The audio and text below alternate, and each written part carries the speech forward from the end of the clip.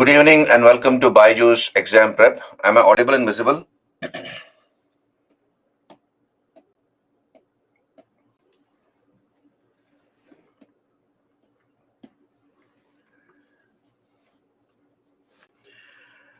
evening, Anushka.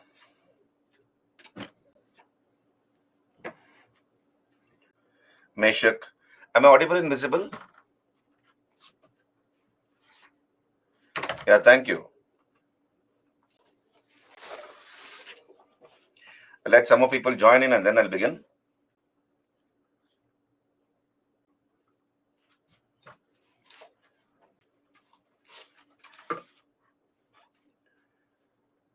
Good evening, Krishna, Simran, Sudhanshu, Meshak.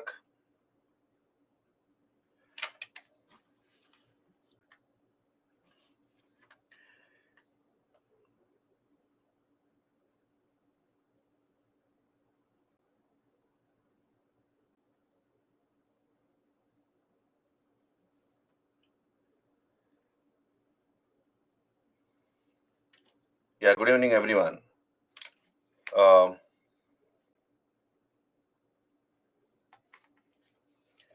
Okay, today is Ankush's birthday. So many happy returns of the day, Ankush, and many more to come. God bless. The essay lecture is also live now. I don't know about it, Srija. Maybe not for your batch.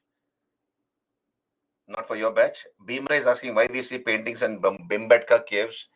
I told you, Ankush, Bhimre rather, that is one of the sites of prehistoric art, Bhimbetka near Bhopal, Madhya Pradesh.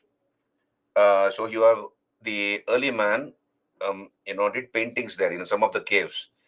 There are totally 800 caves there, and about 500 caves we find paintings of prehistoric man. No. I have discussed they are not paint to scare animals. No, they are found inside the cave. How will the animals get scared? And Bhimare, nice imagination, but then how will the animals get scared by painting? Right? So that's not true.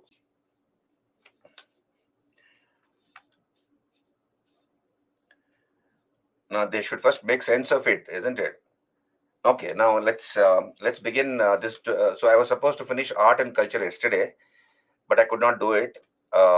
Yesterday we have covered painting, we have covered the other topics, a Bhakti Sufi movement, then of course science and technology. Now today I would want to do two topics. These are the two last topics which I had shortlisted. One is education, and the other is science. Other is Indian music. So before I begin, so these two are both factual topics. Yeah, this is a live class. Okay. Now music, Ankush. It's not a singing class. We'll be discussing music, but then from the UPSC point of view.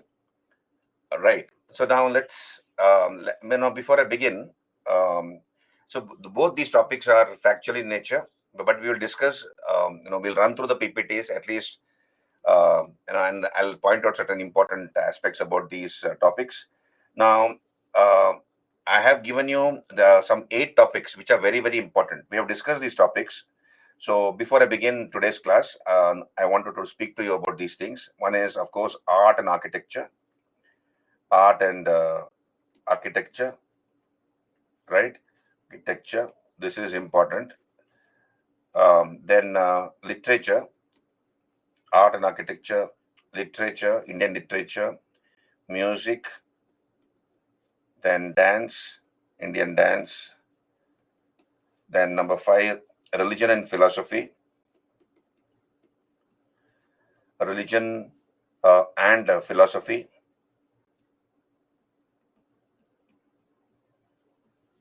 Number 6 is, of course, Bhakti Sufi movement, Bhakti um, and Sufi movement. So then painting, and number 8 is science and technology. science and technology. Right? So art and architecture, literature, music, dance, religion and philosophy, Bhakti and Sufi movement, painting, science and technology. Apart from these topics, apart from these topics, please also go through foreign travelers. I have some more topics to give you. I'll give you some extra material, right? I have shortlisted those materials, but then I'm pointing out the topics. So foreign travelers is one, from ancient to modern times. Then you have also theater in India. Theater in India. I'll give you a write up on this. Theater in India. Then one more is circus in India. Circus in India. Theater in India, circus in India. Then of course we have puppetry. Puppetry. Sakshi, I don't know about the essay classes. I had asked for extra time, and I have been asked to, handle it now at 5 o'clock in today evening. So I'll finish education in science and technology today, right? And that should terminate art and culture. Now, what classes are going on simultaneously, I don't know. So please don't ask me these questions because I'm not the person who is making the timetable. Yeah. So circus in India, simultaneously they're running. Just hold on. Just hold on. Let me talk to them. I'm just muting it briefly.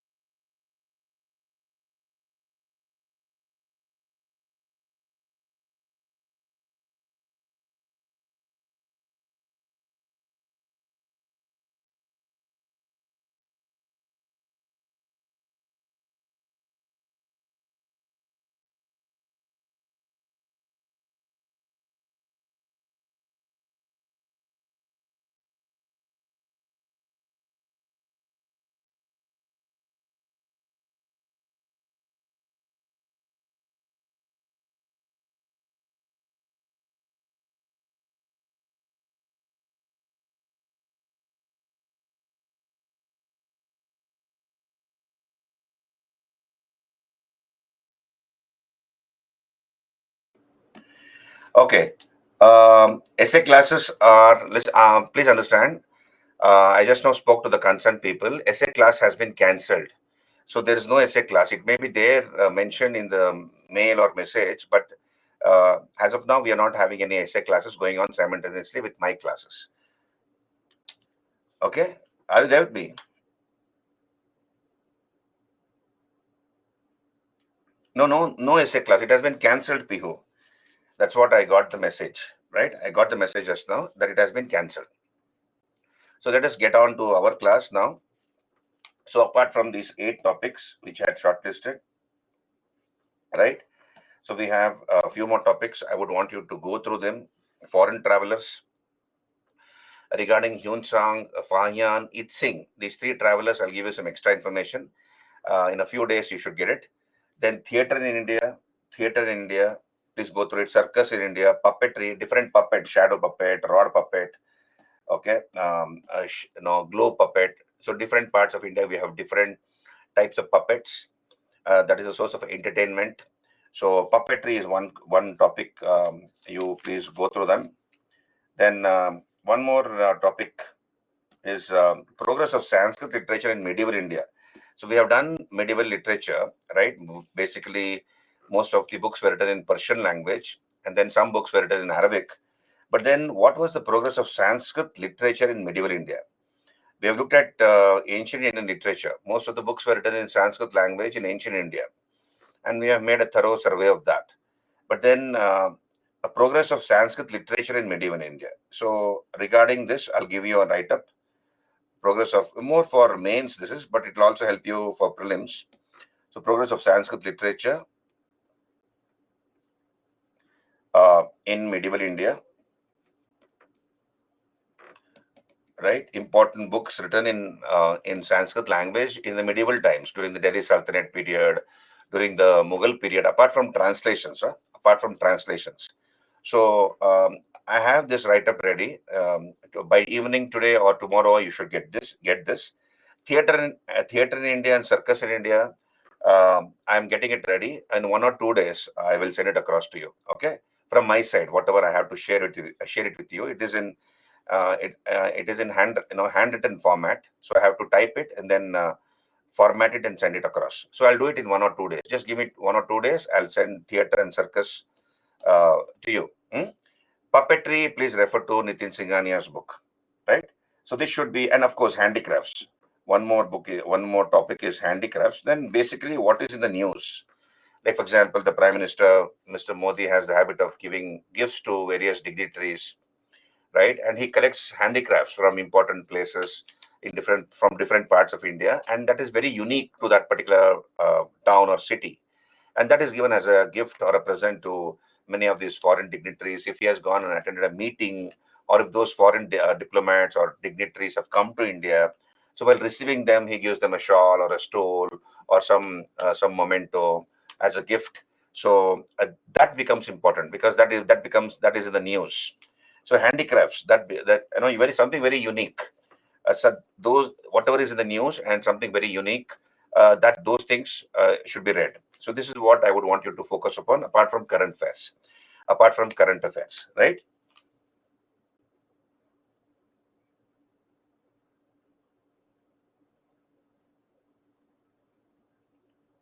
Sakshi, please mail me. I will forward it to the concerned people. Ancient India classes have been covered long time back. So you please mail me. Whatever is your problem, you just mail me and keep others in CC, whoever whatever mail address has been given to you, like Target IS, etc. I will forward it to the concerned people, right? And then I will see that it is shared with you. Hmm? Okay, so this is what I would want you to read up for the exam, right? Hello. Cultural heritage sites are of course important. Whatever is in the news, Ankush, whatever is in the news in the last 1 year, it becomes important. Okay, so this is what you want. You just focus on these things. Apart from these things, if UPSC asks anything else, then that is bad luck. 1 or 2 questions will be there which nobody can answer. But don't bother about those things. You make a thorough study of all these topics and then hope for the best. And don't make any silly mistakes in the exam. Many of you will be writing the exam this year, right? In a few days. So don't make silly mistakes. You know the answer. You have not read the question properly, and you think that is the answer, and you mark it, and then you come out of the examination hall, and then you realize you have marked the wrong answer, though you knew the answer, exact answer, right? So don't make those silly mistakes. Okay, because you have negative marking, you lose out there, right? So now let us come to education topic. Let's come to education topic. So on your screen, so education in ancient and medieval India. Now, regarding modern India education, I'll give you a brief idea. You please refer to. I'll come to that. I'll talk about modern Indian education later, which you study as part of modern India. Now, just refer to Spectrum, Rajiv Ahir, Spectrum publication, Modern India by Rajiv Ahir. So there's a chapter on education. education during the company rule, East India Company rule, then education in India after the British Parliament took over the country, the rule of the crown. So what all important developments happened? The Charter Act of 1813, Wood's Dispatch, right? All those things, Hunter Committee. You study all that, isn't it? Including Nai Talim of Mahatma Gandhi, the Varda scheme of education.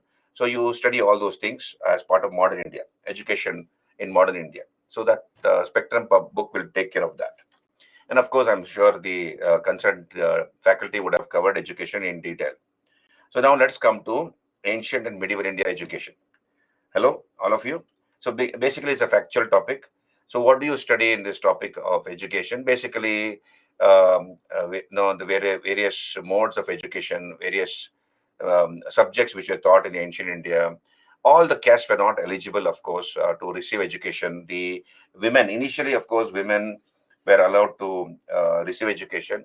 In the Rigvedic period, their position was on par with the males. But then later, from the later Vedic period onwards, women were married off at a young age, at the age of 8 years. At the age of 8 years, the girl was married off, right? And also the Upanayana ceremony age came down to 8 years. So women lost both. One is, of course, the right to wear the sacred thread, Upanayana. So they lost the Upanayana ceremony because um, they were married off at the age of 88 years. Earlier, the minimum marriageable age for a girl was 16 years. If you have remembered, Vedic period, early Vedic period, we have discussed this. So from 16, it was reduced to 8 years. So Upanayana ceremony also they lost, and of course they lost the right of education. They lost the right of education because they were married off at 8 years and sent away. So because of these two reasons, women lost the right to get educated, and also Shudras. So women and Shudras were denied education in ancient times, right? Women and Shudras. So let's talk about it. Um, Education in ancient India, it occupied an important position in the society. We have Upanishads and Brahmanas, which talk about the process of education, talk about the education system. There were three types of education institutions. One was the popular system, then academies and congresses. So, what is this popular system? Basically, you have the student. The teacher who was a settled householder. So he was a married man, the teacher. So he has his own ashram or a hermitage where he stays with his wife, and he will admit students at a tender age. And basically, those students would be recommended by a preceptor. So there'll be a senior guru or a sage who will recommend the that a particular student be brought under the care of this particular teacher. And so the teacher will admit on the advice of the preceptor. And generally, we have the rite of Upanayana, which was performed. The rite of that is a sacred thread ceremony, right? So here, for a period of 12 years, the students were supposed to stay with the teacher, and they were to serve him in various ways. Like, for example, apart from the teacher teaching them subjects and knowledge, the students had to perform some duties. For example, collecting firewood from the forest, firewood to keep the domestic hearth burning. For the rituals and sacrifices, you require, firewood, right? Begging for the teacher, begging food for the teacher, looking after the housework of the teacher, and also grazing the cattle, taking care of the cattle. And then in their spare time, they will also attend classes and yeah, learn, get educated. The teacher on his part was supposed to be well versed in the shastras. He was expected to be a knowledgeable person, and he was supposed to impart whatever knowledge he had to the students, right? So and of course, different subjects were taught to different students. For example, the Brahmanas will become later a priest or a teacher. So only those subjects were taught to the Brahmana student, which will help him in his vocation or profession, right? So he would be taught, um, you know, he would be taught subjects meant for teaching as well as for performing sacrifices. Then we have the Kshatriya. The Kshatriya would be taught only those subjects which will help him in wars, because he's going to be a fighter or a warrior later. And of course, we have Upanishads, which mention about many kings, Kshatriya kings who were also well versed in the Vedas. For example, we have Janaka. Janaka Videha, supposedly the father of Sita, Janaka. So, so he was supposed to be, though he was a Kshatriya, he was very well versed in the Vedic lore, Vedic knowledge. Then women were permitted to receive education. For example, we have the Brihadaranyaka Upanishad, which talks about Gargi. So women also were given education in the early Vedic period. But then later, most of them were taught fine arts like singing and dancing. Then we have education, which was imparted through discourses. So the teacher will give discourses, and through discourses, education was imparted. And the student was expected to, totally focus on studies and sacrifice whatever he had with him. That is all the luxuries. He was supposed to give up all the luxuries, the benefits of good life. So he should annihilate all desire. And how to annihilate all desire? Through sannyasa, that is casting off one's home, positions, family. So he's supposed to come away from the house and totally focus on his studies by staying with the teacher, and also by doing yoga, contemplation. So he was supposed to he should be free from all desires for him to focus totally upon studies. So this is called the popular system, one type of education. The second type of education is academies, meant for imparting advanced education. So usually specialists and literary celebrities would hold these academies, and students who wanted to have a knowledge of who wanted to have advanced education, they will attend these academies and get their doubts clarified. Congresses were held by kings. Congresses were held by kings. For example, we have the um, Brihadaranyaka Upanishad, the Shatapada Brahmana, Vayu Purana mention about such congresses of rishis. So various representative thinkers from various schools would attend these congresses, and there'll be discussions on those subjects or philosophies. So popular system, academies, congresses. These are the three modes of imparting education in ancient times. Now, education during the epic period, that is during the Ramayana, Mahabharata. So the man's life, that is Dvija's life, was divided to four ashramas. So you have rigorous discipline and training. Education was imparted free of charge. Nothing was charged. Then you have hermitages in the deep forests. We have hermitages uh, which existed. So students had to go deep into the forest and become part of those hermitages. For example, we have the Nainisha Hermitage of Kanva, Vyasa, Vashishta, Vishwamitra. All these sages had hermitages, um, where education was imparted. And apart from the Vedas and the treatises, various subjects were taught, like archery, hand-to-hand fight, club fight, swordsmanship. These are all meant for the Kshatriya princes. Driving of elephants, chariots, rules of propriety, word signs, etc. Then, similarly, education during the Smriti period, that is the law books of India, the Manu Manava Dharma Shastra, Yajnavalkya Smriti, Narada Smriti. So these are all the law books of India, Smritis or law books. So education generally began with the Vidyarambha ceremony, which was performed at the age of 5 years. So Vidyarambha ceremony. Formal education began with Upanayana ceremony. Upanayana ceremony varied for each of the classes. For example, for the Brahmana boy, the Upanayana ceremony was from 8 to 16, from between the age of 8 to 16, minimum 8 years, maximum 16 years. For the Kshatriya boy, it was from 11 to 22, so double the basic age, 11 to 22. And for the Vaishya boy, 12 to 24. 12 to 24. That was the age for Upanayana ceremony. And again, the ceremony was performed during different seasons. For example, for the Brahmana boy, the Upanayana ceremony was performed in spring, I believe. But the Kshatriya boy, it was in summer. And for the Vaishya boy, it was in autumn. So the Upanayana ceremony was performed in different seasons. And students were forbidden to use luxuries, cultivate moral qualities. They were supposed to be free from sensual desires, that is, sexual desires. So the controlling their sexual desires, anger, envy, covetousness, all this. So apart from religious knowledge, secular knowledge, and moral knowledge was also imparted to the students. So here we have different classes of teachers. For example, the Acharya.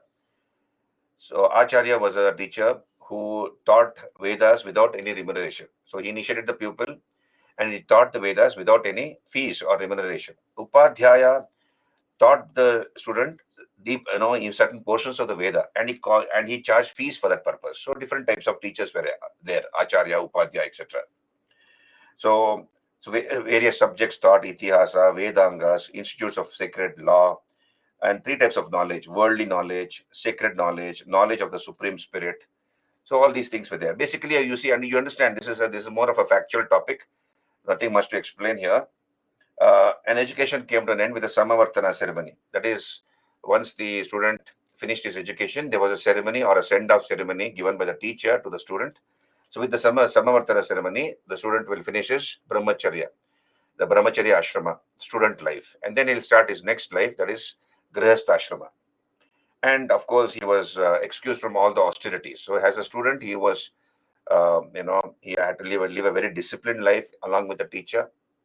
But once the education period was over, all those austerities also ended. Upanayana is for education, not marriage.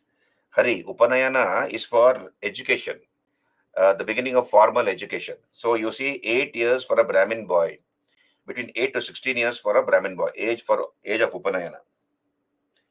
What is puppetry? Puppets, Madhuri, puppet. You have a glow puppet, you have shadow puppet. For example, some of us may be knowing some basic shadow puppets, isn't it? Like, for example, I can make a dog if I have a light behind me. On the wall, you can make different animals, the shadow of different animals with your fingers. That's called shadow puppet. Rod puppet, string puppet, puppetry, puppets.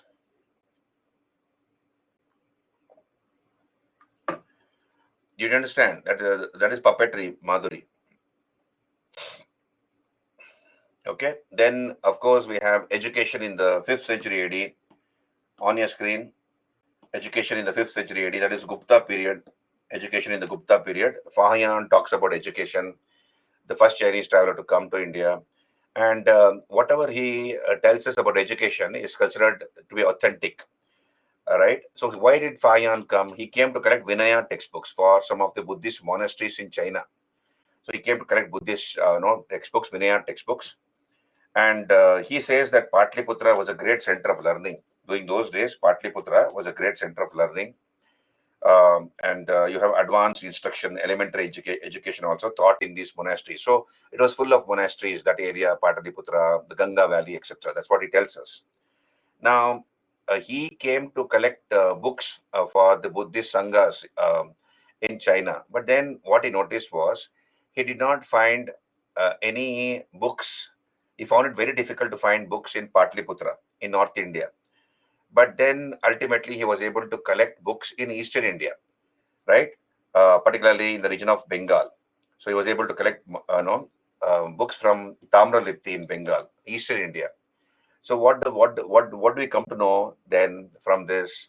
We come to know that in North India, the mode of education was oral. It was oral education. It was not imparted through books. So therefore, Fahian found it very difficult to get manuscripts, books, which he could take to China, because all the education was imparted orally. Only he was able to get books in Eastern India, particularly in the region of Bengal. So in Eastern India, written literature, educational literature was available. And of course, he says Sanskrit was still a popular language. Did you understand what I just now told you? The modern Upanayana is doing for marriage in the Vaishya and Brahmin boys is both are same. No, no, no, no. Even now, Upanayana ceremony is performed basically at a pretty young age, meant for education. But nowadays, education can start even before Upanayana ceremony. But if he is a traditional Brahmin coming from a traditional family, they will try to follow the rules of Upanayana. So after Upanayana, the formal education is supposed to begin. Hari, right? Not necessarily for marriage. Not for marriage. Uh, no, you have different customs in different parts of India. I'm generally telling what is there in the Vedic, Vedic period and Vedic literature. What is there in that? Now you might have different, practices nowadays in the modern era, modern period, because there's nobody is there to enforce it strictly. But in ancient times, it was enforced very strictly, and the student had to go to the ashram, to the guru, Whereas nowadays you have schools and colleges, nobody's going to check whether you have a sacred thread or not, isn't it?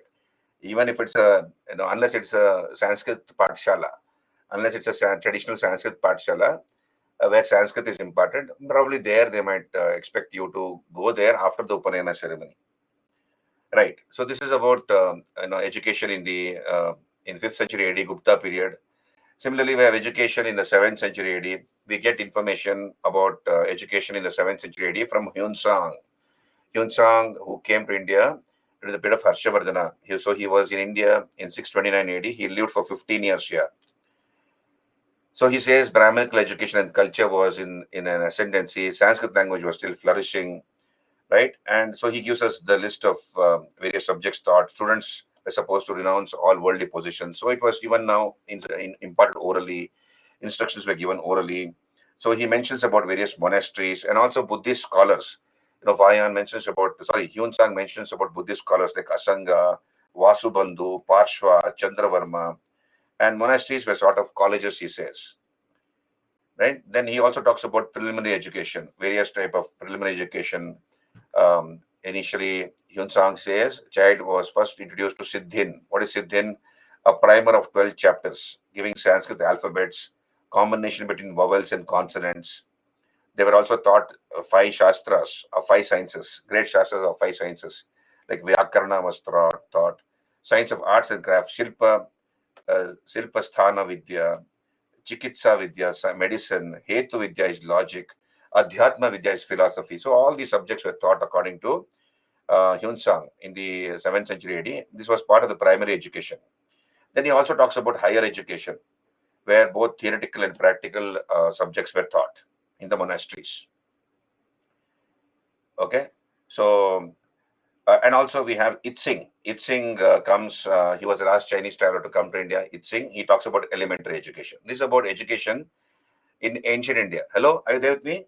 So some extra points on education also is coming your way. I'm sharing that with you. I've written down. Just hold on. Yeah, extra points and extra information on education handout. I will share it with you. Education.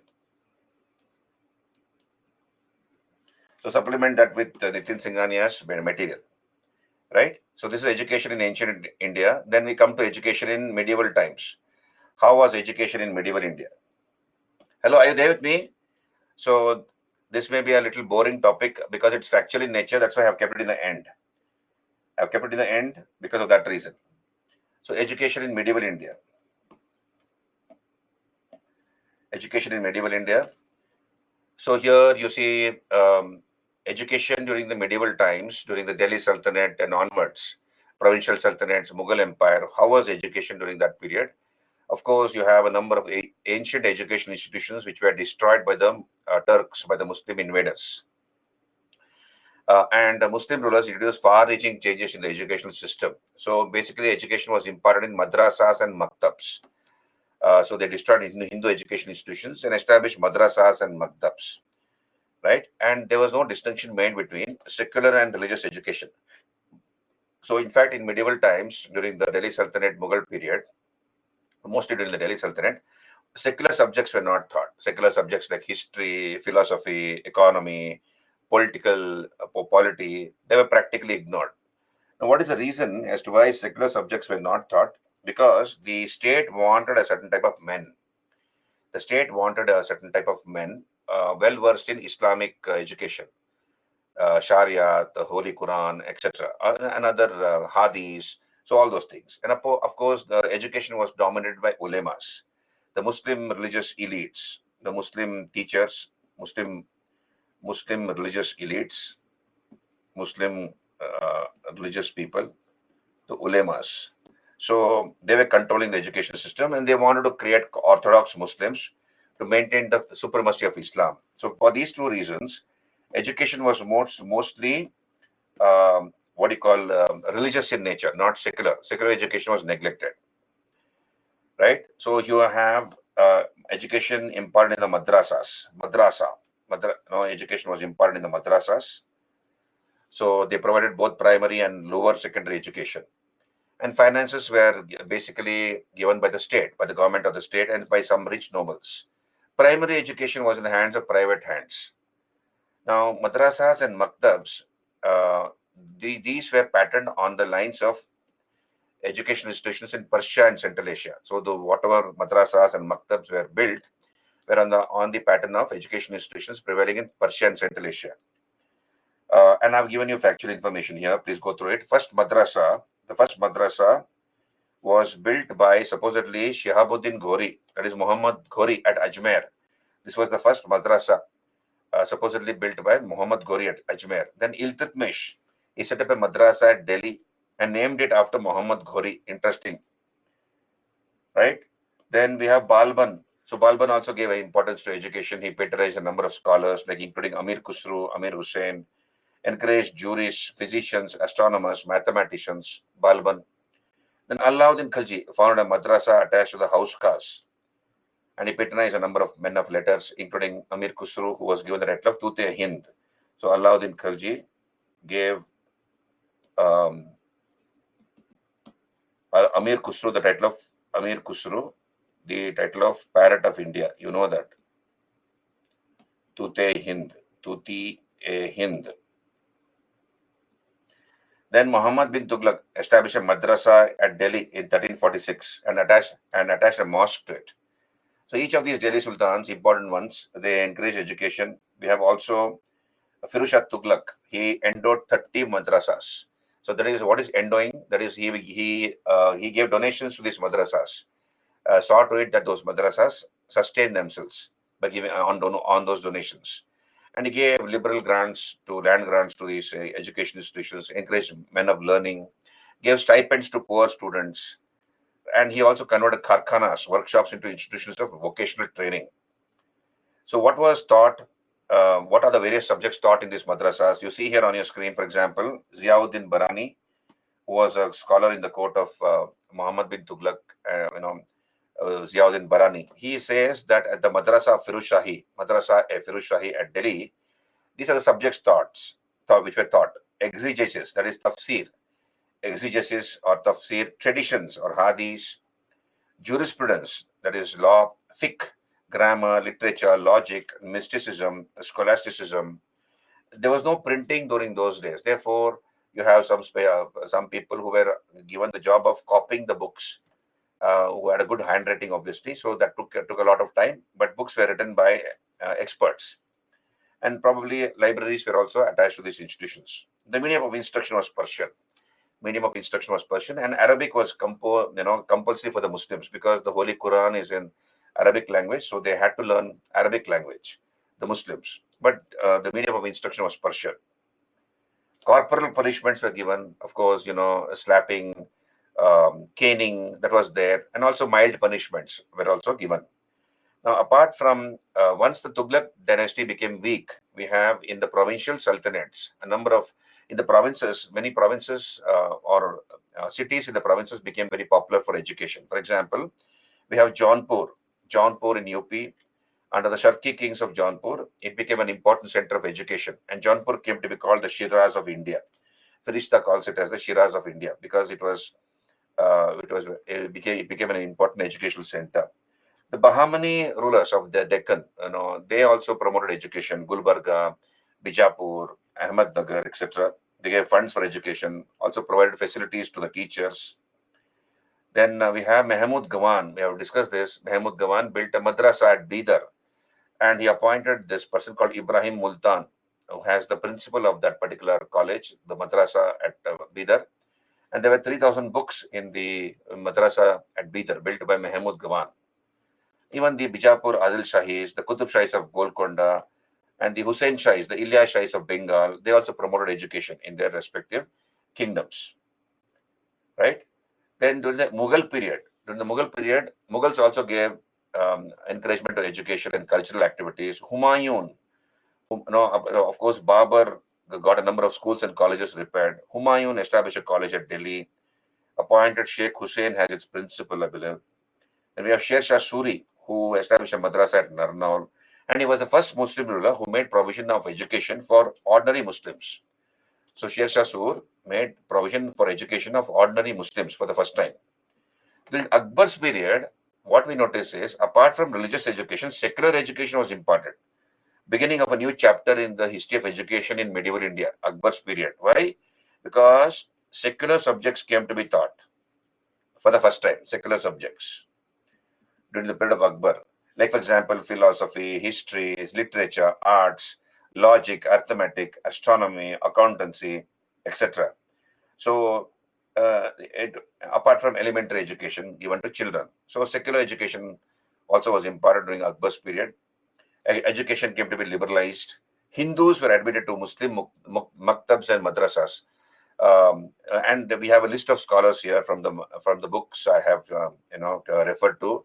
These are the various scholars who learned Persian because it was necessary to know Persian to become part of the state service during Akbar's period. So Madhav Bhatt, Shri Bhatt, Vishwanath, Ram Kishan, Krishan, Balabhadra, etc. These are various scholars who learned Persian, though they were Hindus.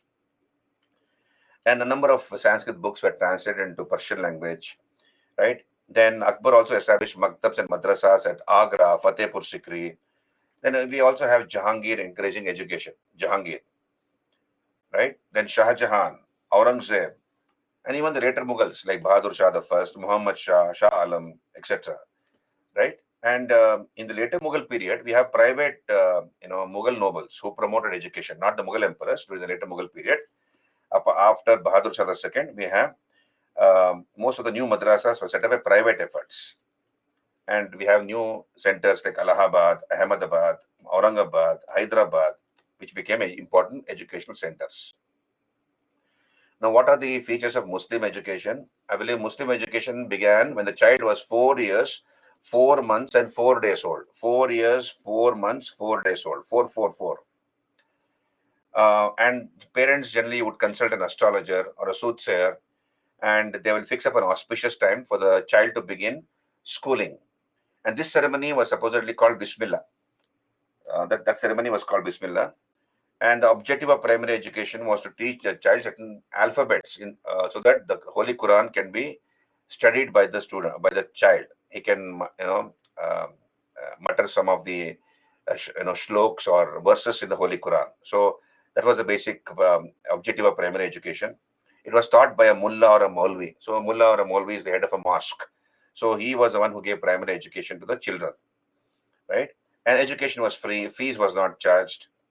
Um, and the aim of the ruling class was to spread Muslim culture and education.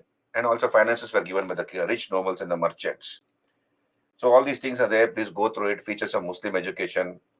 A teacher was highly respected. A system of punishing errant students existed, including slapping, caning, then making them sit like, murga banane ka, making them sit on the tips of his toes, holding his ears with his hands from under his thighs. So such things. And monitorial system was there. That is, a senior student will help the teacher to discipline the class or run the class. And the aim of the education was to develop latent faculties of the students. Persian was the minimum of instruction. And from the time of Sikandar Lodi, and particularly from the time of Akbar, we have Hindus also who were allowed to learn Persian. So that was there.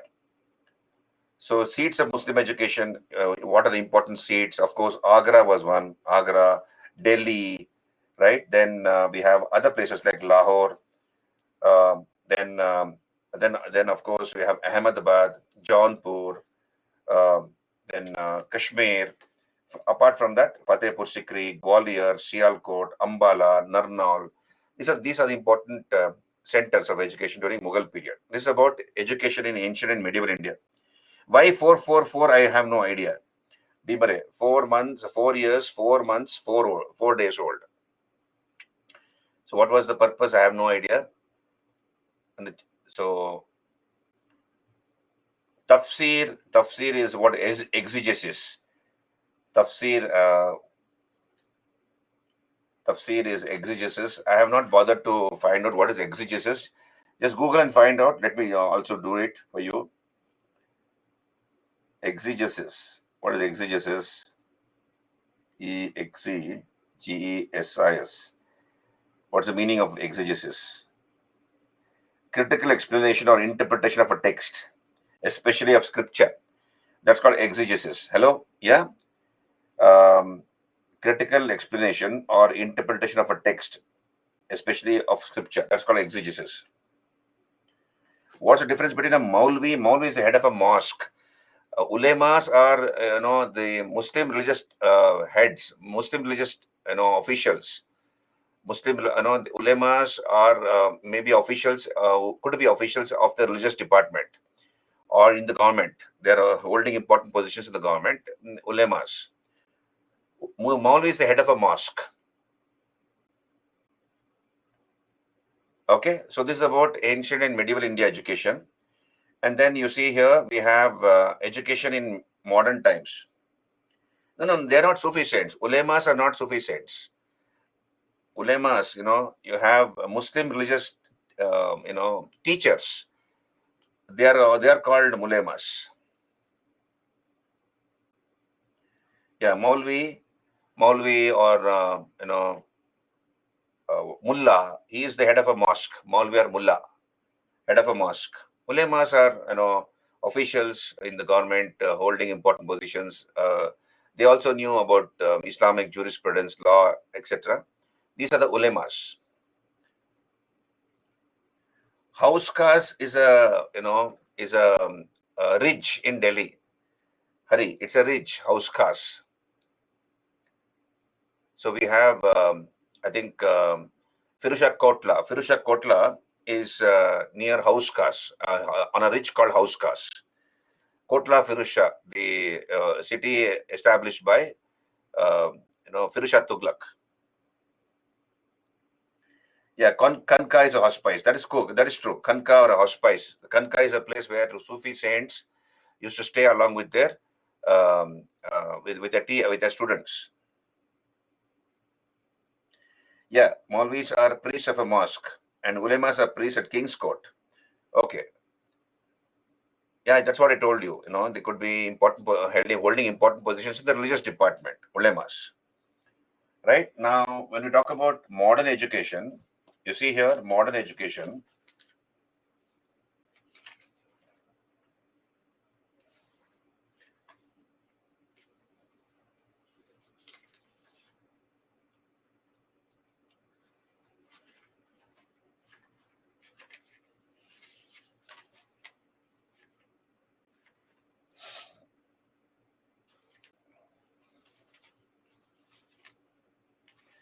Hello. So I have Spectrum book here. You see here, I have the Spectrum book, Modern India by Rajiv Ahir. Modern India by Rajiv Ahir. So in this we have, of course, this should be sufficient to understand education, education during modern education, education in the modern period, education in modern India. So here you please refer to Rajiv Ahir.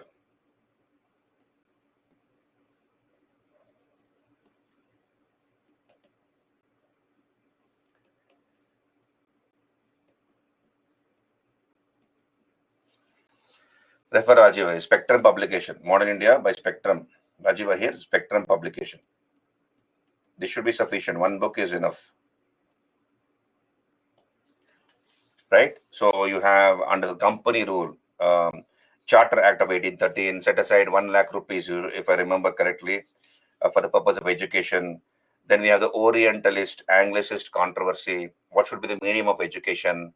Right? The Macaulay's Minute of 1835. Then Wood's Dispatch of 1854.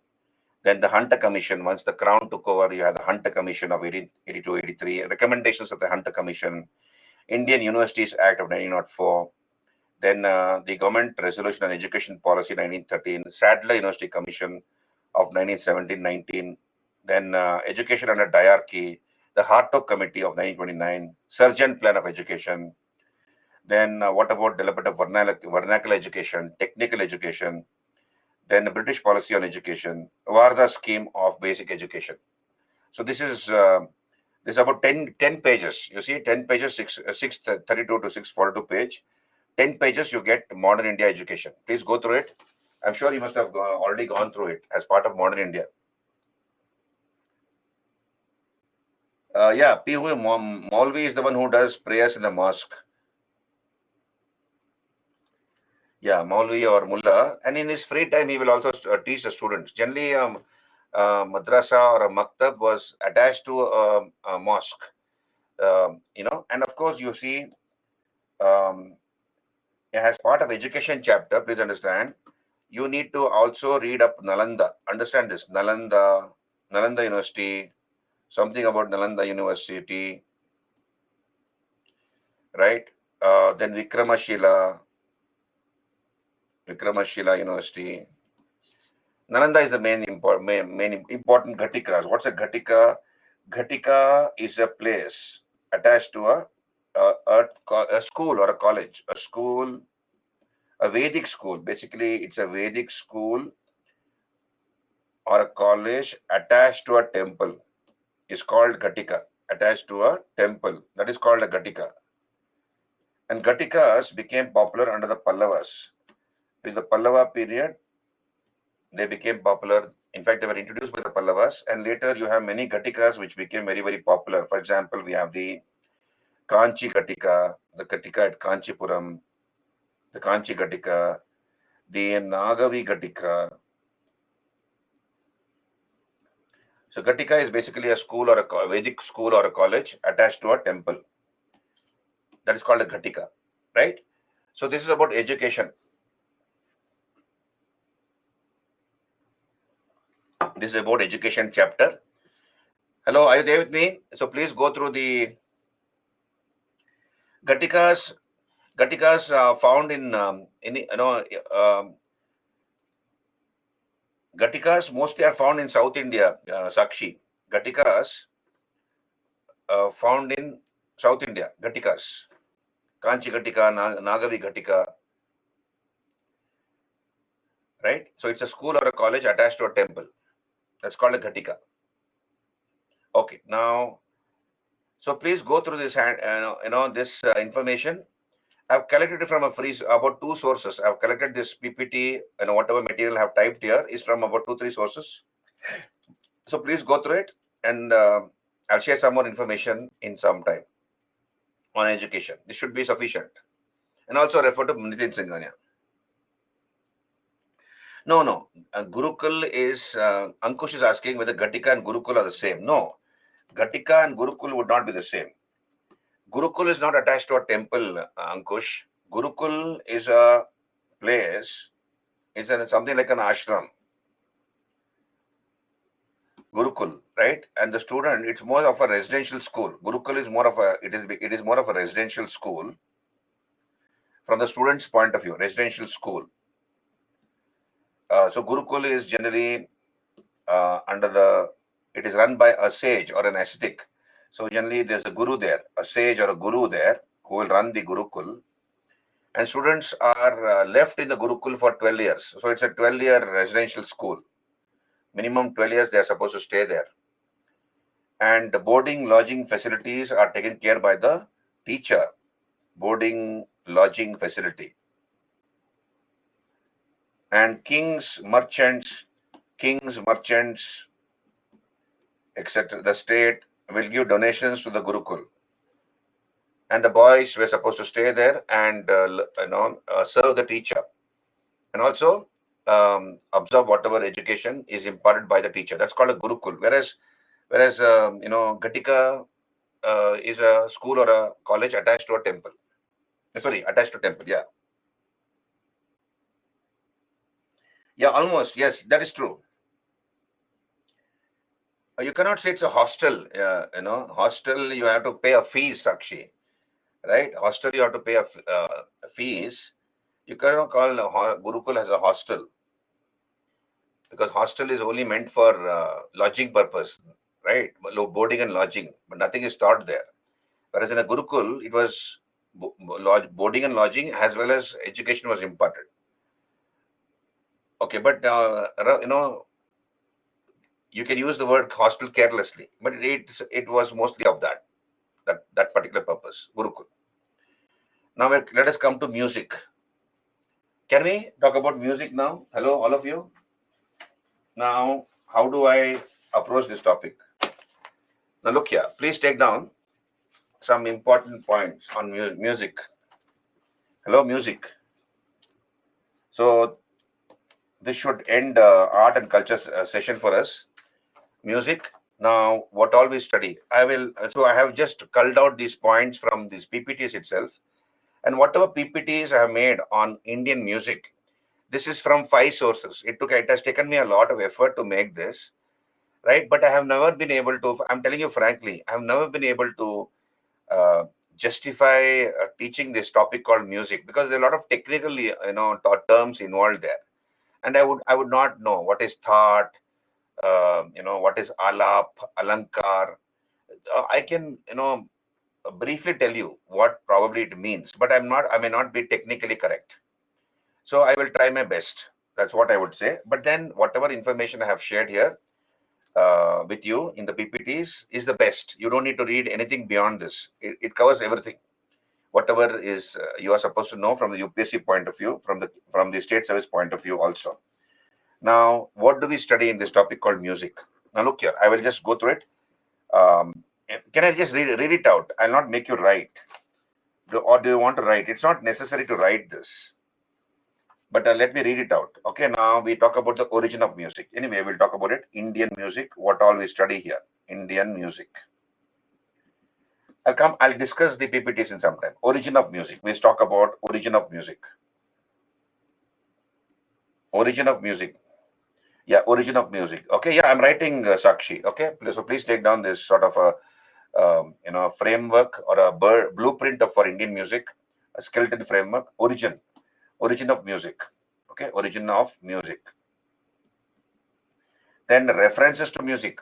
So in our scriptures, we have references to music. References to music in various scriptures or even archaeology, right? Then, then we have history of music. History of music in India. History of music.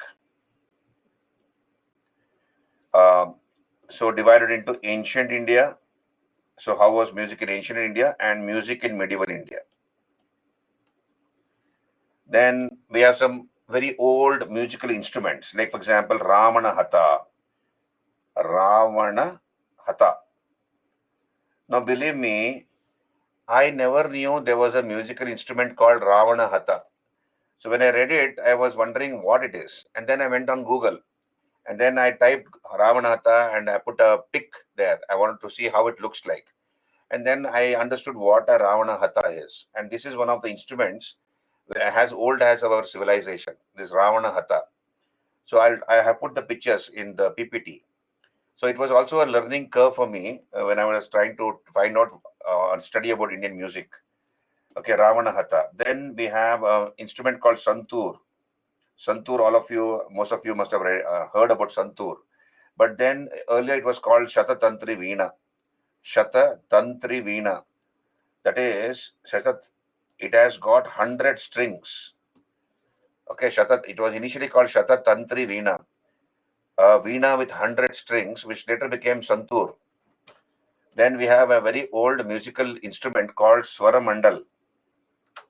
Swaramandal. So how does it look like? Then Shehnai. Shehnai, all of you have heard Shehnai. Generally, it makes a very somber sound. Shehnai, when somebody dies, they play the Shehnai, particularly on the 11th day ceremony. Or when the girl is going away after marriage to her husband's house forever. Now, after the marriage, the girl, vida karte, ladki ko vida karte. That is, the girl will be sent away to the husband's house after marriage. So generally, that particular occasion is accompanied by the Shehnai sound, which makes a very, somber music. So Shehnai. Then of course we have music during the Delhi Sultanate, right? Music during Delhi Sultanate.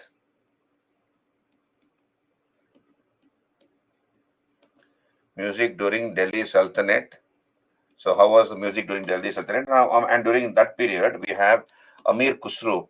So Amir Khusro was a person who introduced a number of ragas like Ghora, Ayman, Sanam, and of course many musical instruments like sitar, rabab, sarangi, We'll talk about it. So music during Delhi Sultanate. Then also we have musical instruments like rabab.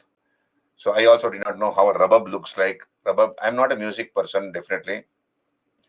Rabab Sarangi. Then sitar was supposedly invented by him, though there is controversy regarding that. Some say he made only changes to the sitar. He did not introduce or invent sitar. But then generally it's considered to be the person who invented sitar, Amir Khusro. Then music during the Mughal period. Music during Mughal period. During Mughals. Okay, during the Mughal period. Then music during colonial period. During the colonial period. During the British period, basically. So initially the British did not care about Indian music. But then during that period, a number of books were written. So what are the various books written during the colonial period on music in India? A number of books were written. So we'll talk about it. Then harmonium. So harmonium, you can call it as Indian piano. So harmonium is a convenient form of piano. You can carry it wherever you want. Harmonium. It was introduced sometime in the 18th, 19th century by Western traders or Western missionaries or musicians. It first was introduced in Bengal, I believe, in the province of Bengal, and from Bengal it spread to other parts of India. Harmonium, right? So then we talk about. I'll go to another page. I'll open another page. We have history of Indian music traditions. History of Indian music traditions. History of Indian music traditions. Under that, you study. We try to understand what is Sangama. So we have a number of examples. Sangama. Then Dathilam. Bharata's Natya Shastra. Bharata's Natya Shastra.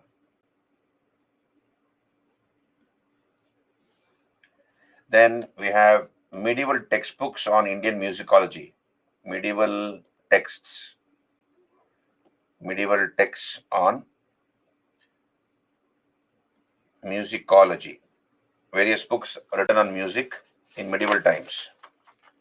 Then we come to anatomy of Indian music. Anatomy of Indian music. Anatomy of Indian music. See, most of the information, if you read it few times, you'll understand. But there are some words, technical words, which has to be probably explained to you by a musician. Somebody like Sonu Nigam or somebody like that, who sit as a judge in these music programs. But anyway, we'll come back here. Swara. So what is the anatomy of Indian music? Swara. Shruti. What is Shruti? What is Swar? Swara, Shruti, Raga, Tala, Laya. Then, right? Then we have different types of ragas. Types of raga. Different types of raga. Like Aroha, Avaroha, Aroha, Avaroha. So don't get scared about this topic, because music question will be set by a historian, not by a musician. So he will, obviously, most of the historians are not great musicians. I know that from experience. But then what is important from the exam point of view, they will ask you. So don't worry about it. Rasa, what is rasa? The various emotions which music invokes.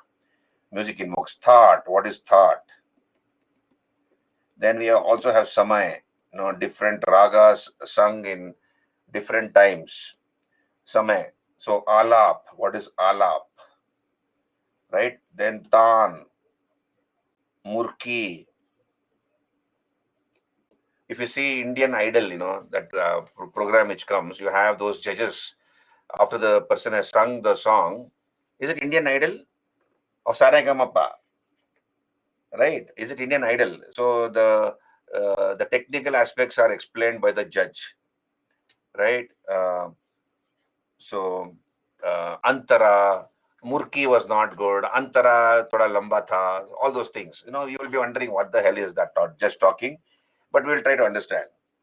Okay, so Tan, Murki. Hmm? Then we have, of course, classification of Indian music. Classification of Indian music. Anybody has gone through any formal music classes here? No, technical aspect of music, classification of Indian music.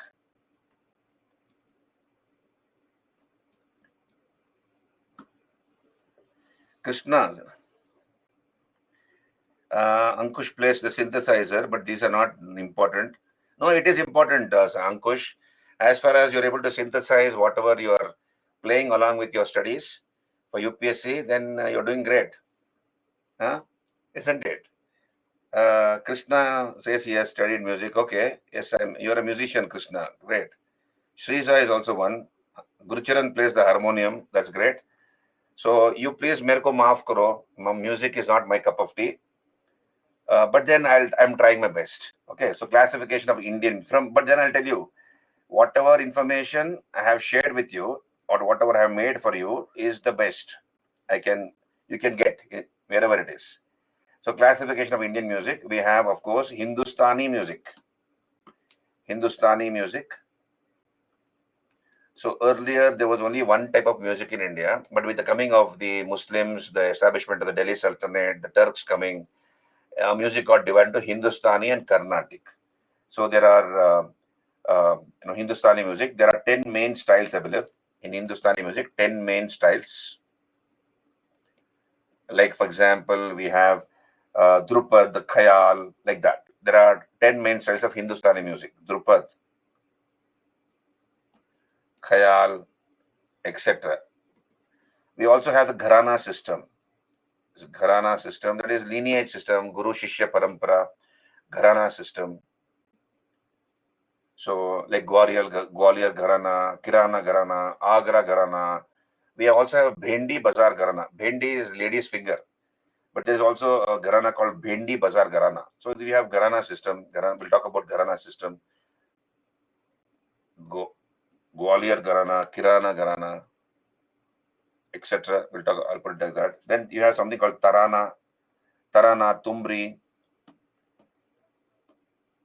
Tarana, Thumri.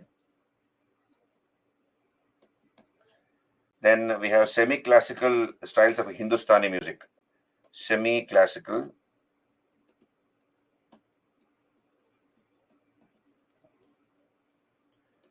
Semi-classical styles of Hindustani music.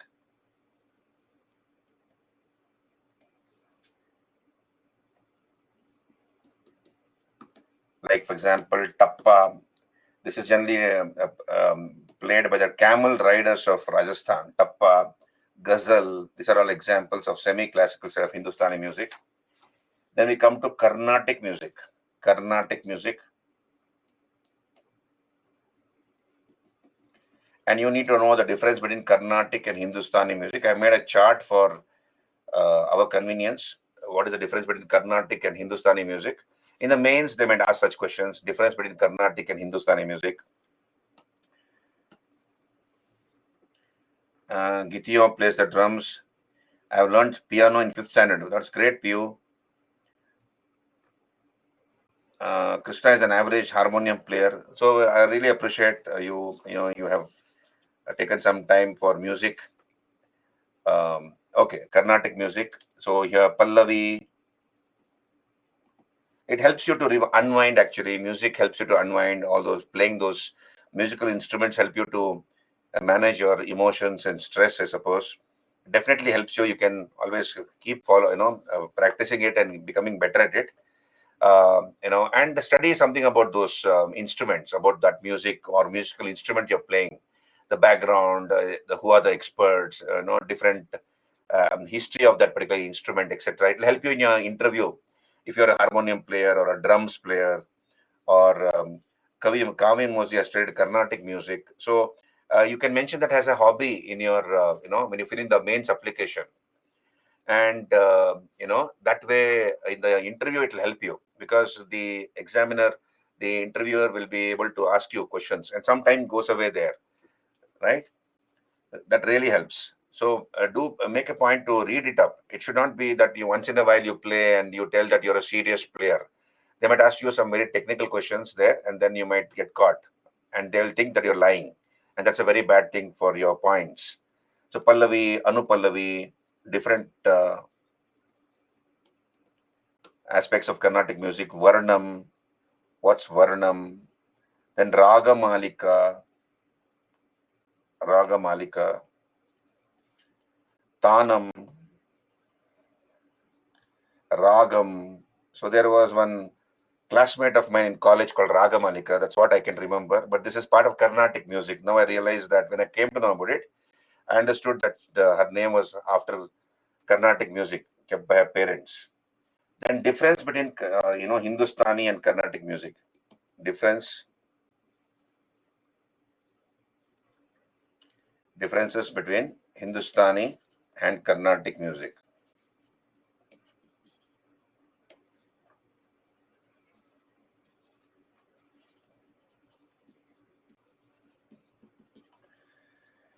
Then we also have folk music. Wait, just hold on. So this is, you look at that, this is pretty a huge topic. Folk music. You have folk music, different parts of India. There are people's music. Folk music is nothing but people's music. For example, we have ball music by the ball minstrels of Bengal.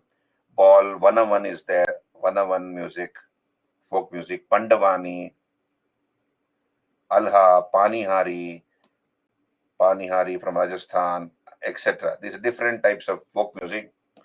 Then we have fusion of classical and folk. Understand this? Fusion of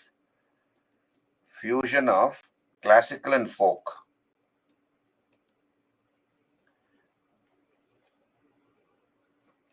Yeah, fusion of classical and folk. There are, you are right, Krishna, but there are many more differences between Carnatic and Hindustani. You have pointed out one fusion of classical and folk music. So, for example, you see you have different forms of fusion of classical and folk music. For example, here we have Sugam Sangeet. You see, Sugam Sangeet is an example. Sugam Sangeet.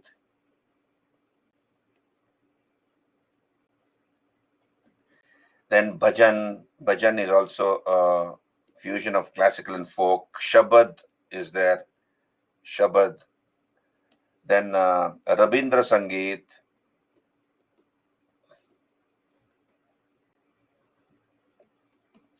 Then Gana Sangeet. Like, for example, they might ask you, Vande Mataram. Vande Mataram is an example of what type of Sangeet? It's an example of Gana Sangeet. Gana Sangeet. Our national song, Vande Mataram, is an example of Gana Sangeet. So what is Gana Sangeet? Haveli Sangeet. There are different types of Sangeet. We'll talk about it. Then we have modern music. Modern music. Modern music. So under this, you study rock, rock, jazz, pop. That is indie pop. Indie pop. We have Hindi pop, and simply pop. So rock, jazz, pop. Then we come to the more interesting part, easier part, musical instruments. Musical instruments.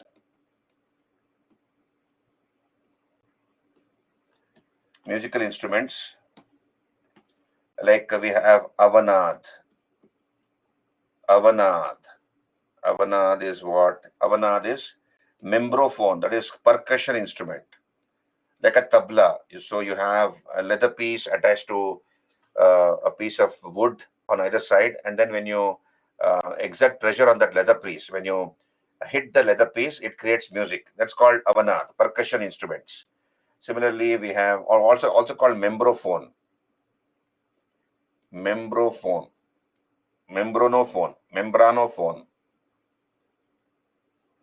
Similarly, Shushirvadya,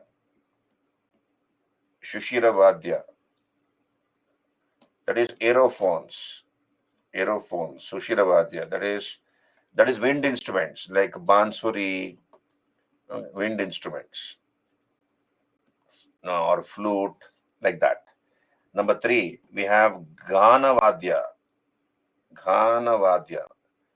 Ghanavadya is idiophone. That is, you don't require to make tuning. Those instruments don't require tuning. Like Jal Tarang, you put some water in two cups, what do you call, Chinaware, and then you take two spoons and you can play that. It creates music, smooth music. That is called idiophone. You don't require tuning for them. Then Tatavadya. Tatavadya is string instruments. Tatavadya, like a veena or a, um, guitar. So you either you pull it with your fingers or through a plectrum, and that creates music. Then also we have folk musical instruments. I'll use another picture, last page. Folk musical instruments. Folk musical instruments. And we have different types of folk musical instruments.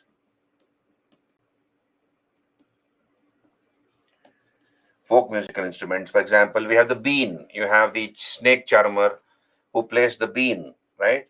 And supposedly the snake is swaying to the music, but snake is not hearing you. It doesn't have ears, right? It is actually swaying to the movement of the bean made by the snake charmer. So this is one example of folk musical instrument, bean. So there are different types of folk musical instruments. And of course, lastly, we talk about music institutions. Institutions promoting music institutions. For example, we have Gandharva Mahavidyalaya, Gandharva Mahavidyalaya, Sangeeta Natak Academy, Sangeet Natak Academy, then Marist College of Music, Marist College of Music, and lastly, SPICMECE, Society for the Promotion of Indian Classical Music and Culture Among the Youth, SPICMECE. So these are the various musical institutions promoting music. This is your music topic.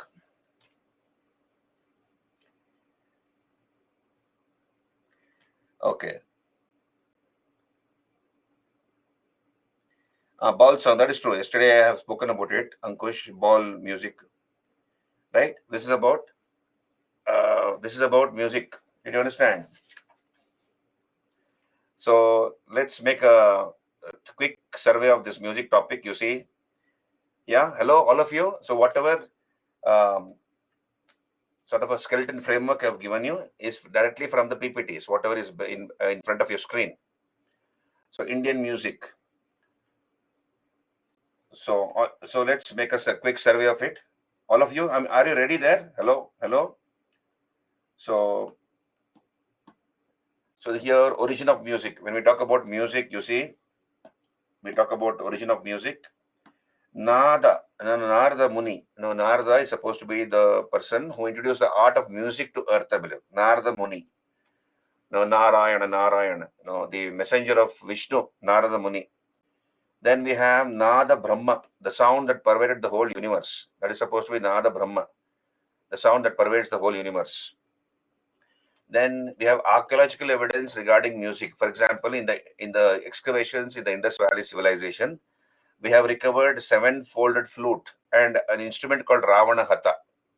So Harappans also took interest in music. Then first literary trace of music is found in the Vedic period. We have the 7 notes of the raga Karahara Priya in the Samaveda. So origin of music is traced to Samaveda. Origin of music is traced to Samaveda, right? Then Veena is mentioned in the Aitaraya Brahmana, I believe. The instrument Veena is mentioned in the Aitaraya Brahmana. Then we move on. So Jaimini Brahmana mentions about dance and music. Kaushitaki Brahmana puts dance, vocal, instrumental music together. Om is supposed to be the source of all ragas and notes. Om.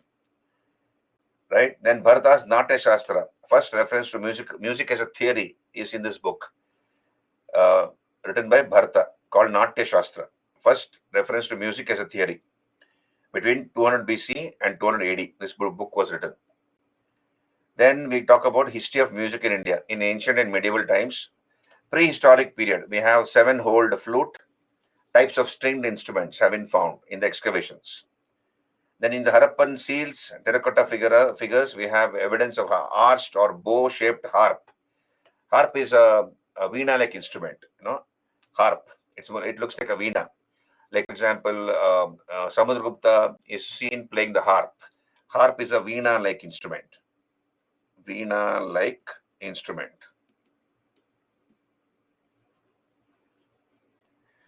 So then, of course, we have varieties of drums also seen on the Harappan seals and terracotta figures. We have those drawings there, paintings there. From that, we come to know Harappans used to play drums and also used to play the harp. Then we have the Udgatri associated with the Samaveda. The priest who sang this, the mantras is called Udgatri, who chanted the Vedic hymns. So here it is about music, in the Udgatri priest associated with Samaveda. Bheri Gosha, you remember Ashoka's inscriptions. Ashoka says he would want the sound of war drums to be replaced by the sound of Dhamma. So Bheri Gosha is sound of war drums. Sound of war drums. Are you catching me here, all of you? Are you catching me here? So we are tracing the various references to music in our scriptures. Bheri Gosha associated with wars, of Ashoka. Samudragupta is playing the veena in one of his coins. He's called Kaviraja, isn't it? He's playing a veena or a harp-like instrument, and on the other side of his coin, we have his title Kaviraja, Samudragupta. Then Panchajanya. Panchajanya is the conch shell. Conch shell. Krishna, I think who in the morning, I think it is Bhishma, isn't it? Bhishma is the one who blew the conch shell, and the war began. Yeah, Shanka, played by Vasudeva Krishna. That's called Panchajanya. That is true. But then, generally, the Mahabharata war, who sounded out the morning, when the war began? I think it was Bhishma. He will blow the conch shell, and the war begins. And then in the evening, again he'll blow the conch shell, and the war ends. Yeah. No, Bhishma, not Krishna. Sakshi, are you right? Krishna blows it? I don't think so. Krishna blows it. It is Bhishma, I think. I may be wrong here, but then I think it is Bhishma. Now, Pitama. Hello? Anyway, so conch shell is again referred to. Who blows when Bhishma died?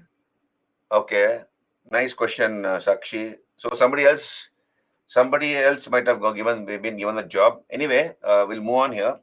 Then Pancha Mahashabda. Lord Krishna is the one who blows the conch, is it? Okay. Okay, Krishna is the one. Okay, thank you. I may be wrong, I thought it was Bhishma. Okay, fine. So then Pancha Mahashabda of early medieval inscriptions. These are all referring to music here, right? Then we come to Ravana Hatha. You see that instrument to the right of your screen. This is supposed to be a very, very old musical instrument called Ravana Hatha. This is called Ravana Hatha, right? So variously known by different names. Ravana Hatta, etc. It is popular in India, Sri Lanka also. Precursor to the modern violin. Sound box is from a god. So it's a sound box, maybe a god, this one, or a halved coconut shell, or hollowed out cylinder of wood. Membrane is of goat skin. The leather is of goat skin or other hide. Neck of wood or bamboo is attached. Strings of gut or hair or steel. Bow is usually of horsehair. The bow is usually of horsehair. This is a very old musical instrument called Ravana Hatha.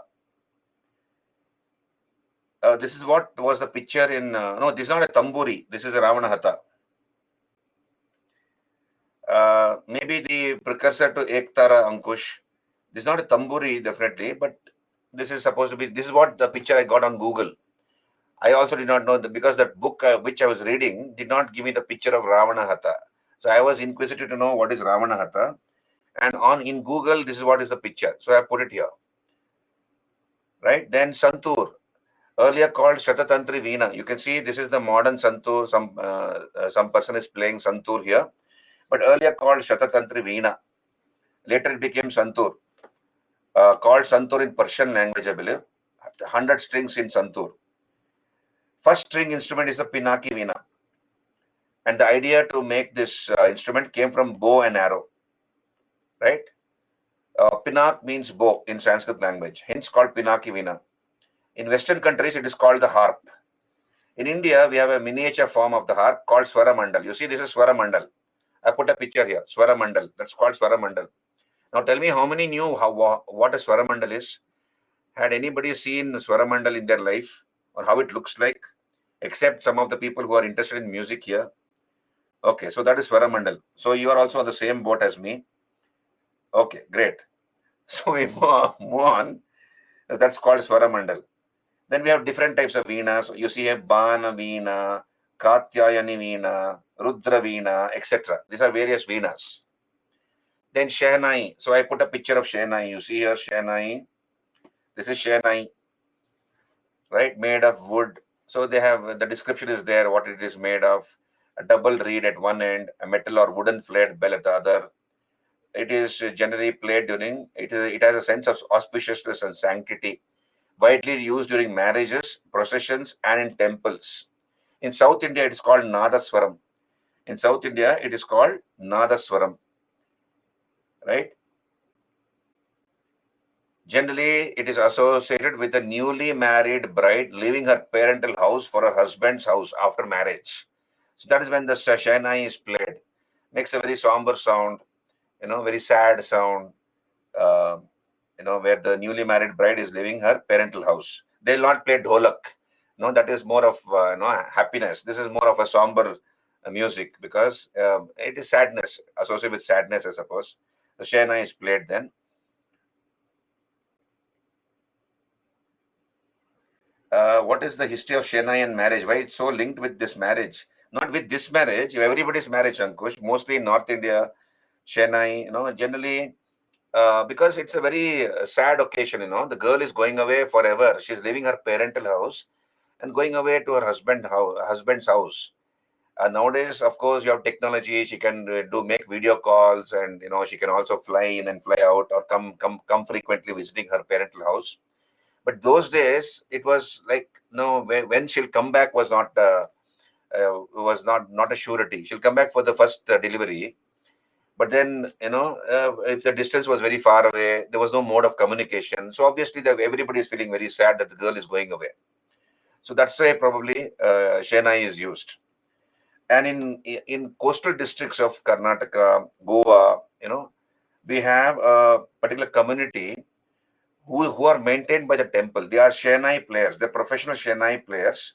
They're part of Goan Konkani culture and also temples in western coast of India. They're called Vajantri, and they're allotted lands for services rendered for the temples. They're called Vajantri, professional Shehnai players. So I've given here. Then we have music during the Delhi Sultanate. Music during the Delhi Sultanate. Now tell me something.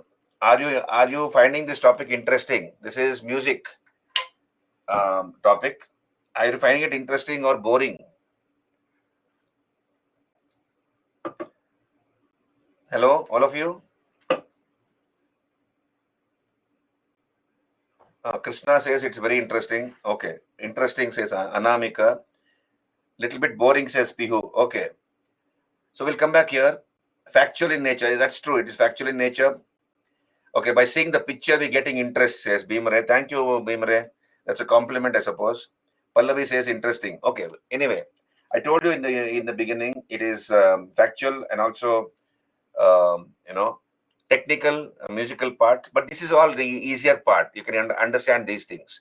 Music during the Delhi Sultanate. Let's understand this. Music during Delhi Sultanate. We have new musical instruments introduced by the Turks, right? What are the new musical instruments? Rabab and sarangi. See, this is sarangi and rabab.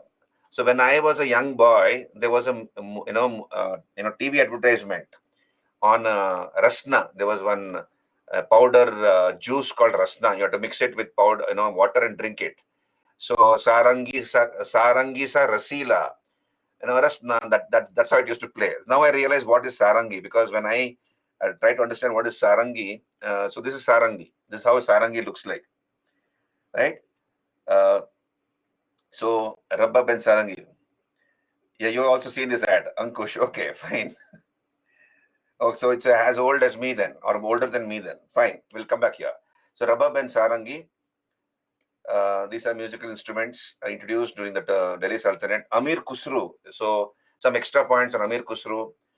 He was in the court of 7 Delhi Sultans. He saw the rule of 7 Delhi Sultans. Amir Khusru, given the title of Tute Hind, Parrot of India by Alauddin Khalji. So these are extra points on Amir Khusru.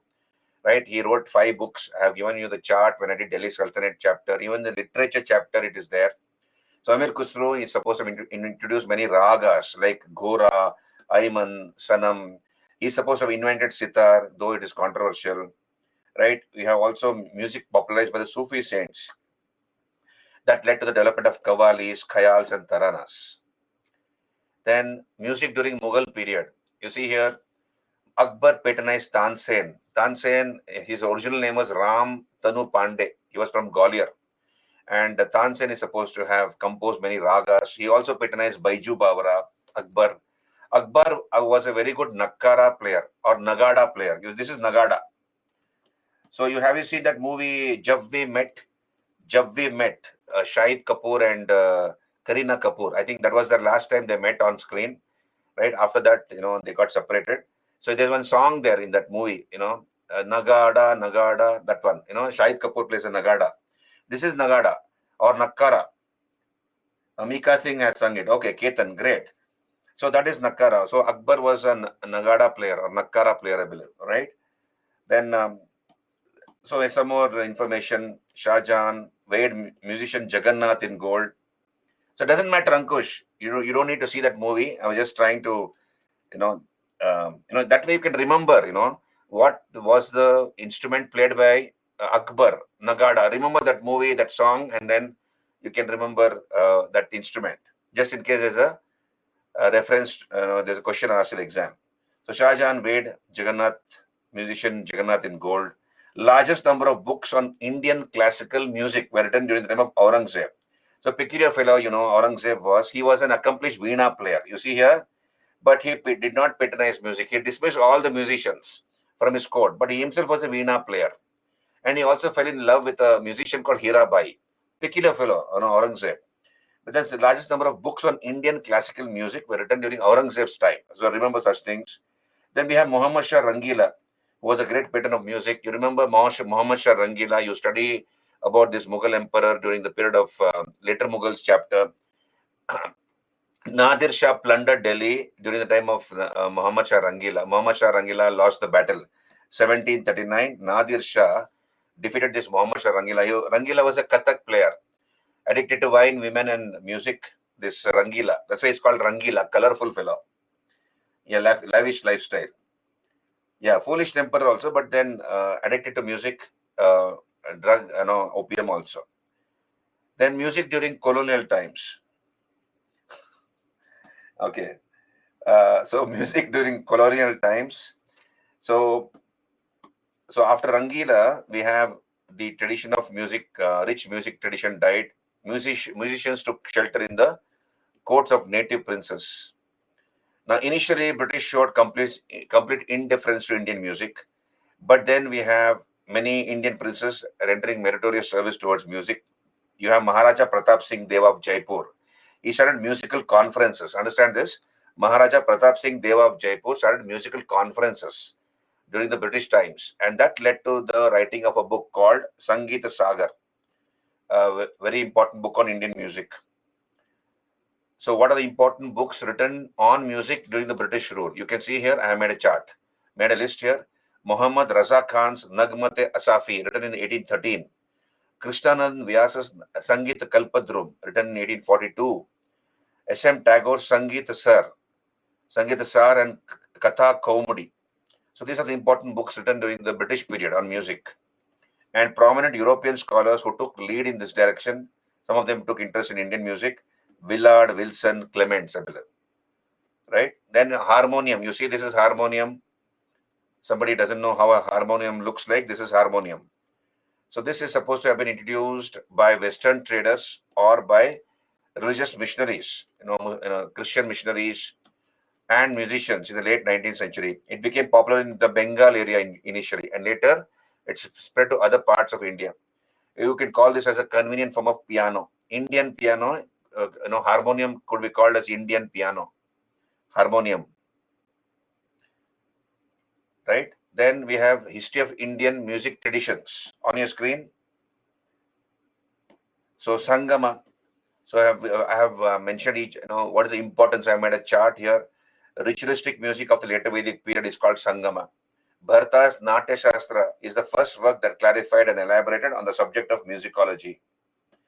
Then Datilam, a text endorsing the existence of 22 Shrutis per octave.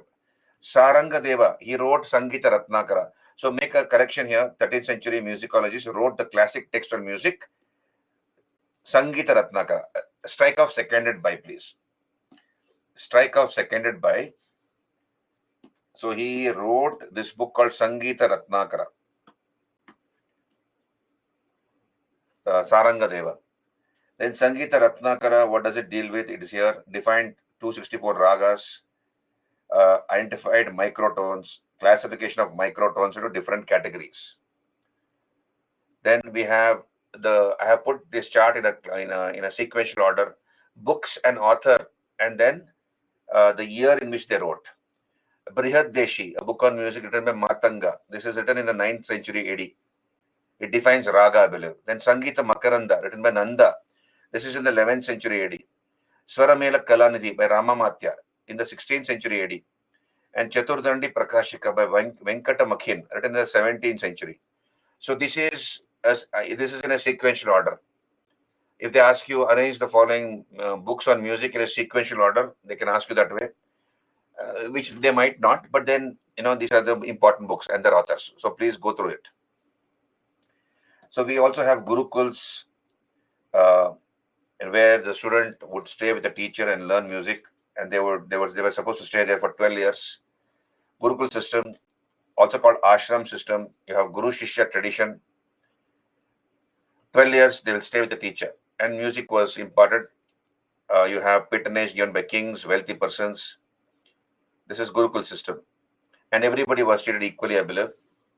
With the coming of the Persians, introduction of Muslim rule in India, we have music got divided into Hindustani and Carnatic, and we have Islamic and Persian elements influencing music. For example, particularly in North India, for example, Dhruvapad became Drupad. Dhruvapad became Drupad because of this influence, right? And also more styles of folk singing began. Then we come to the anatomy of Indian music. We have something called Swara. So Swara, it is called as note or scale degree in a composition. There are supposedly 22 note scales or Swara. Briefly, in Hindustani music, it is abbreviated as Sa, Re, Ga, Ma, Pa, Dha, Ni. So this is Swara. So 7 Swaras together are called Saptak. Okay, then Shruti is different. Swara differs from Shruti. What is Shruti? Smallest gradation of a pitch. Smallest gradation of pitch is called Shruti. So Saptak or Sargam. When you 7 Swaras together is called Saptak. Sa, Re, Ga, Ma, Pa, Dha, Ni. Right? Then there are 22 Shrutis or microtones, 7 Shuddha Swaras and 5 Vikrita Swaras. So what is the full form of this Sa, Re, Ga, Ma, Pa, Dha, Ni? You see here, this is the full form. Sa, so I have highlighted the first 2 letters. You see here, Sa, Ri, Ga, Ma, Pa, Dha, Ni. Sajda, Sa is Sajda, tonic, Rishabha, supertonic, like that. Gandhara, Madhyama, Panchama, Dhaivata, Nishada. So that is the full form. Sa, Ri, Ga, Ma, Pa, Dha, Ni. Right? Then Raga. Raga is the basis of melody. Raga is the basis of melody. Tala is the basis of rhythm. Right? Then we have different speeds. That is called gatis. Raga is the basis of melody. Tala is the basis of rhythm. Now you have Oduva Raga, Shadava Raga, Sampurna Raga. Then there are three types of ragas: Shuddha Rag, Khayal Rag, Sankirna Rag. So please go through it, try to understand. Shuddha Rag is if any notes that are absent from the composition are played, its nature and form does not change. Khayal Rag, if any notes that are absent from the original composition are played, the nature and form does change. That's the difference. But they'll not ask you such technical things, don't worry. Shuddha Rag, Khayal Rag, Sankirna Rag. Unless you're a music person, studied music, and that is mentioned in the hobby, in the interview, they might ask you if that person knows something about music. Then we have king is the principal note in a raga. That's called Vadi. First word, first lines. That's called king. Vadi. The second next important note is called queen. That is called Samvadi. The other notes are called Anuvadi. So Vadi, Samvadi, Anuvadi. Then when you say Sa Re Ga Ma Pa Da Ni, that's called Aroha. Right? When you say Sa Re Ga Ma Pa Da Ni. So if you have seen Ashiki 2, that heroine's name in the movie is Arohi. So that's how I remember this. Aroha, Sare, Gama, Padhani, Aroha. Right? And Ulta, if you do it, Nida, Pama, Garesa. That is Avaroha. Did you get me that? Same. Yeah. So, Sare, Gama, Padhani, Aroha. Ulta is Avaroha. Now, don't ask me to sing here. My throat is not made for singing. Definitely. Neither my body made for dancing. Okay. So, three types of speeds or laya: Vilambit, Madhyama, Druta. Now you have these ragas are time and season based. Understand this? Now get serious now, please. So all evoke a particular type of emotion. So you see here, please, UPSC can ask you some questions like this. For example, you get up in the morning, early morning one day, you switch on the All India radio. You switch on the All India radio and somebody is crying, but actually somebody is singing. So they might ask you which raga is sung at that time in the early morning, 5 o'clock, 5:30. Somebody is singing some raga. What raga is that? Or in the middle of the night, you have not got sleep some night and you're standing in the balcony somewhere and you hear the neighbor fellow singing some raga at 2 o'clock in the night. So what raga is sung in that part of the night? They can ask you such questions. So you see here on your screen, Bhairava is dawn, Bhairav Rag. Hindol is in the morning. Don't worry about the season. They'll not ask you seasons. They have not asked till now. Bhairav is dawn, Hindol is morning, Deepak in the night, Meg late night. So somebody is disturbing you, singing some raga at 2 o'clock in the night. That is Meghana, Megh Rag, later night. Shri is in the evening. Malkaush is in the midnight. So different ragas sung in different parts of the day or night. So remember that thing. Then Tala. Tala, rhythmic grouping of beats. That's called Tala. There are 3 to 108 beats, I believe.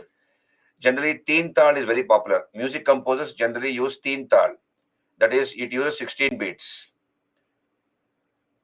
In Carnatic music, there are 175 talas, 35 into 5.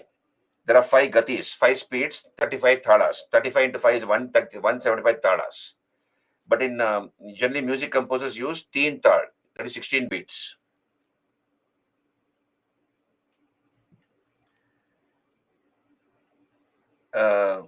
Ankush, my neighbor disturbs us by her screaming in singing practice. I can't help it, Ankush.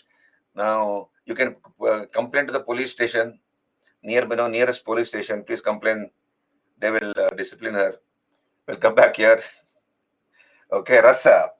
Now, this could be another type of question asked. You see here, various ragas give some emotions. Ragas evoke emotional responses. That's called rasa. That's called navaras. Navaras. Navaras is 9 rasas, 9 emotions. You see here on your screen, Shringara ras, love. So music type of rasa and the mood it evokes. Shringara, love. Hasya, humor. Karuna, pathos. Raudra, anger. Bhayanak, horror. Veer, bravery, Adbhuta, wonder, Bibhatsa, disgust, Shant, peace or calm. These are the 9 ragas, 9 rasas, called Navaras, right? Then we have Natya Shastra mentions the moods evoked by the notes. Bharata argued that the different moods evoked are as follows. Madhyama evokes humorous instincts. Pancham evokes erotic feelings. You know, this, who's this? R.D. Burman. R.D. Burman was also called Panchamda. Pancham means evokes erotic feelings. R.D. Burman. You remember, he is called Panchamda, R.D. Burman. Famous music composer, why a husband of Lata, Asha Bhosle, husband of Asha Bhosle, R.D. Burman, songs like Dam Maro Dam and, all that, even, I think, which is that song? In Sholay movie, where there's that fire dance, no? What is that song? Mehbooba, Mehbooba. So these are all sung by R.D. Burman, right? So Panchamda.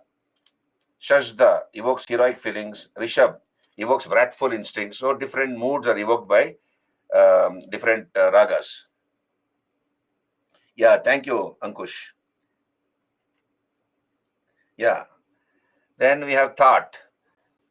So in Hindustani classical music, there's a 10 thought classification, right? So according to V.N. Batkande, you have 10 basic thoughts. So what are the important thoughts in Hindustani music? You see 10 thoughts. I have highlighted whatever you see. I'll tell you something. I have probably gone through this document many times. And whenever I read it, I found something important and catchy. And that is the time when I have highlighted it. Right? At least the highlighted ones, you please go through it. Highlighted ones, you go through it. I know it for most of us, it may be not our cup of tea, this music topic.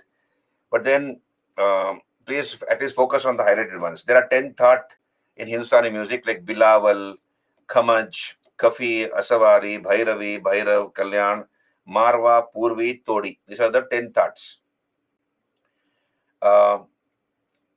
Thoughts are not sung, I believe. Ragas produced from the thought are sung. So then you have Samai. Each raga has a specific time. From 12 a.m. to 12 p.m., it's called Purva Bhag. And 12 p.m. to 12 a.m., it's called Uttara Bhag. Similarly, when you say Sa, Re, Ga, so from in Purva Bhag, Saptak is from Sa to Ma, I believe. Sa, Re, Ga, Ma. And in Uttarang period, it's Pa to Sa. So such things they'll not ask you, don't worry. Then you have Alap, gradual exposition of the raga, emphasizing on Vadi, Samvadi, and other features. In a slow tempo is called Alap.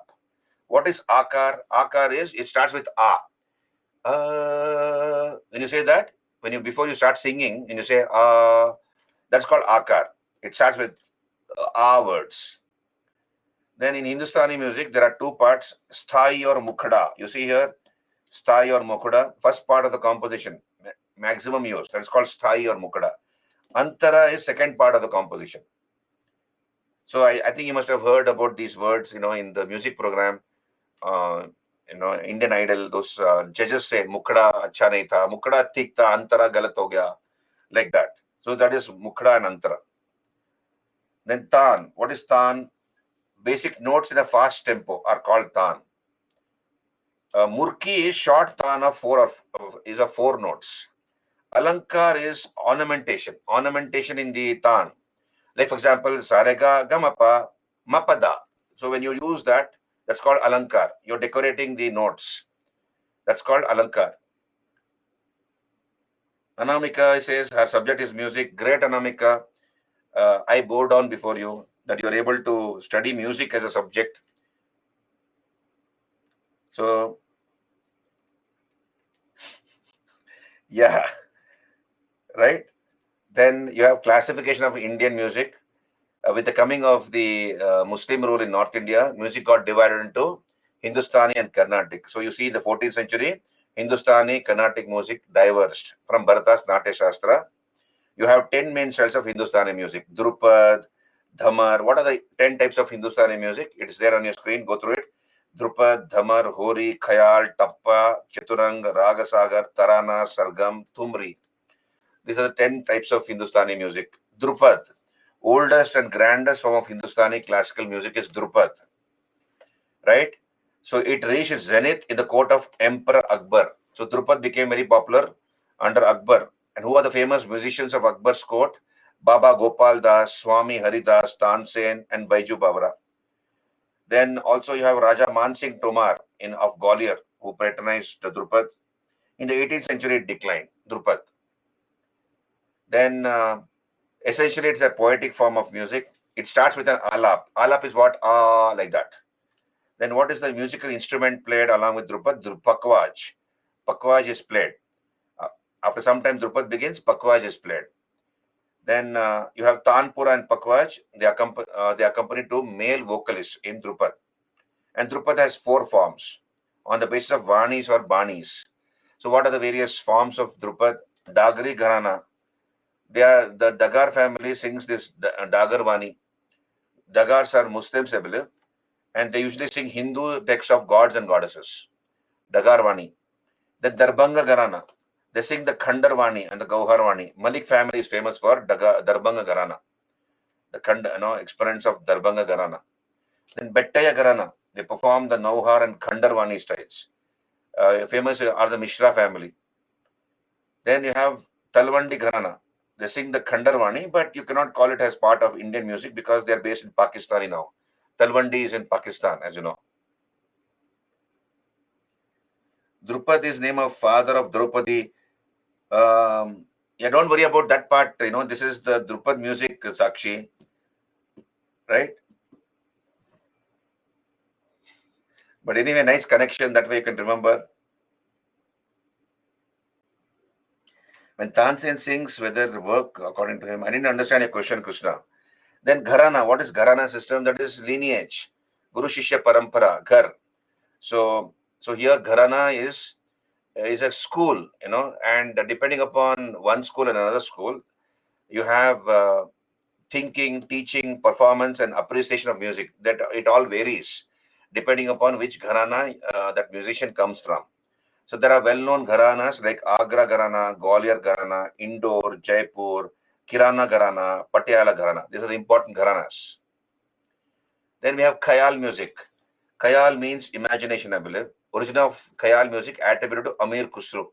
So Amir Khusro is supposed to be the person who originated Khayal type of music. Then composition is also called Bandish. Sultan Muhammad Sharki of Jaunpur was a patron of Khayal music. So there are two types of songs: Bada Khayal, Chota Khayal. Exceptional Khayal compositions are in praise of Lord Krishna. So Khayal, this is Khayal. And what are the major gharanas? Gwalior Gharana, Kirana Gharana, Agra, Patiala, Bendi Bazar. These are the important Khayal gharanas. So Gwalior Gharana, one of the oldest and most elaborate Khayal Gharana. Similarly, Kirana Gharana, named after the town of Kirana in UP. So Kirana Gharana is the name of a town. Kirana is the name of a town in UP. Nayak Gopal founded it. And Pandit Bhimsen Joshi, Gangubai Hangal, they are from this Gharana. And Carnatic exponents from the border regions of Maharashtra and Karnataka are associated with Kirana Gharana. So like Pandit Bhimsen Joshi, Gangubai Hangal, etc. This is Kirana Gharana. Agra Gharana, Khuda Baksh established this Gharana, I believe. Renamed also as Rangila Gharana. Agra Gharana is also renamed as Rangila Gharana. Then Patiala Gharana, Bade Fateh Ali Khan, Ali Baksh Khan started this Gharana, sponsored by Maharaja of Patiala initially. Well-known composer is Bade Ghulam Ali Khan Sahab, well-known for his rendition of Raga Darbari. He is from Patiala Gharana. Then Bendi Bazar Gharana, Chajju Khan, Nazir Khan, Khadim Hussain Khan founded this Gharana. Singers are trained to control their breath for a long period, I believe, in Bendi Bazar Gharana. And they used also some Carnatic ragas. Pakvaj, sir, Pakvaj, which type instrument? Pakvaj, I have no idea, Ankush. It's an instrument. You just Google and find out how it looks like. Pakvaj. Right? Then Tarana Gharana. Tarana is, sung at a very fast tempo. Tarana, words are sung at a very fast tempo. And the world's fastest Tarana singer is supposedly this man, Pandit Ratan Mohan Sharma. He is the world's fastest Tarana singer. He's called Tarana ka Badshah. Tarana. And Thumri, based on mixed ragas. It's a semi-classical Indian music inspired by Bhakti movement. Language is usually Hindi or Awadhi dialect and usually sung in female voice. So Thumri is usually sung in female voice. There are two types of Thumri, Purbi Thumri, Punjabi Thumri. And Begum Akhtar is supposedly a famous Thumri singer, Begum Akhtar. Then we have semi-classical styles of Hindustani music like Thumri, Tappa, Ghazal. Thumri we just now discussed, Tappa. So Tappa originated from the folk songs of the camel riders of Northwest India. So from Rajasthan, camel riders of Rajasthan and Northwest India. So Muhammad Shah Rangila was supposedly, it gained legitimacy during his period. It is a choice of the wealthy elite, and generally it is sung in Baitak Khanas, where you have the rich and the, like zamindars and influential people. They have their Baitak Khanas or assembly halls, and Jalsagas, halls of entertainment. That's where Tappa is sung. Then Ghazal, a poetic expression of both pain and loss. Generally, it deals with love. It has one emotion, that is love. Ghazal is supposed to have originated in Iran and reached its zenith during the Mughal period. Ghazal. Amir Khusro is supposed to be the first expounder of this art. So generally, it deals with love. It is in praise of Allah or Prophet Muhammad.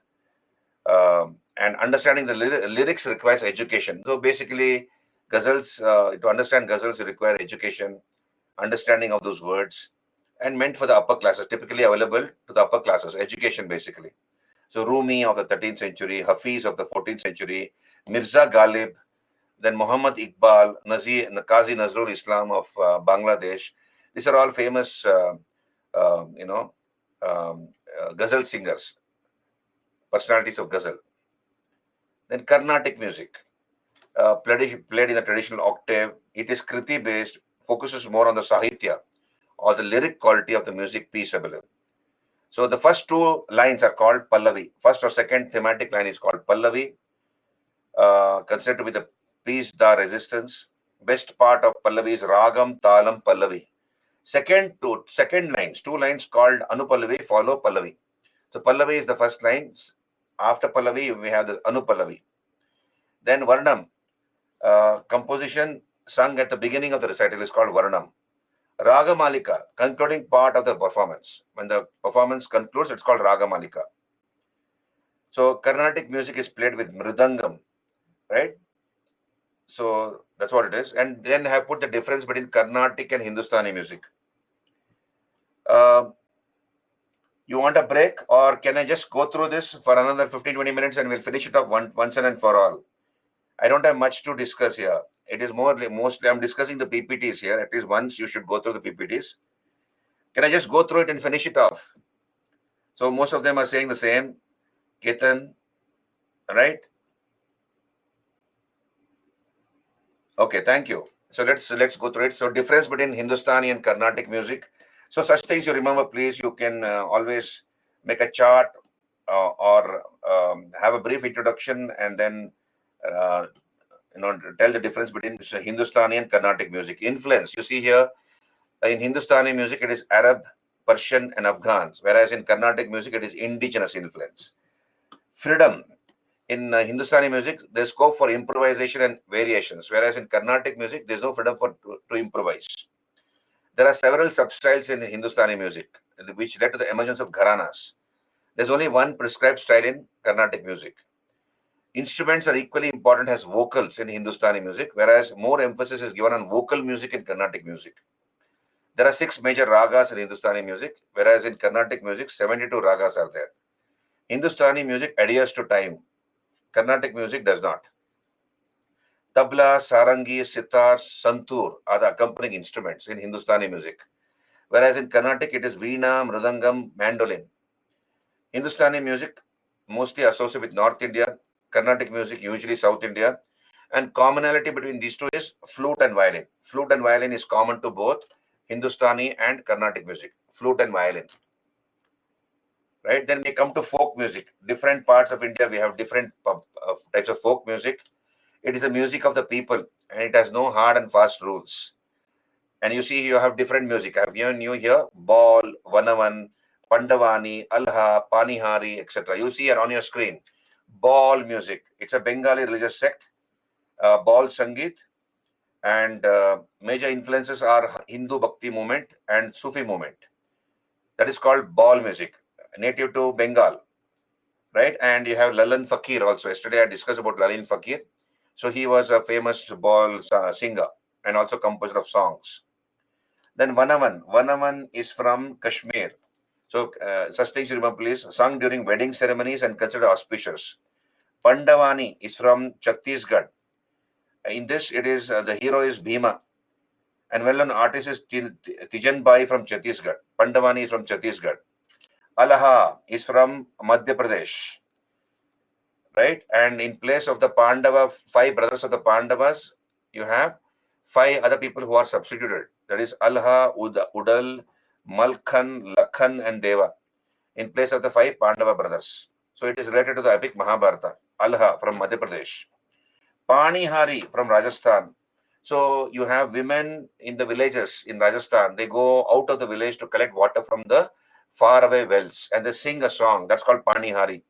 So you have various themes. You could also have a romantic songs, chance encounter between 2 lovers. It could also be, uh, where the women are criticizing the mother-in-law. So mother-in-law, daughter-in-law relationship is also reflected in these songs. So songs are about women fetching water from the nearby well, carrying water back to their households in matkas. That is Panihari in Rajasthan. Ovi from Maharashtra and Goa. Then Pai song from Madhya Pradesh.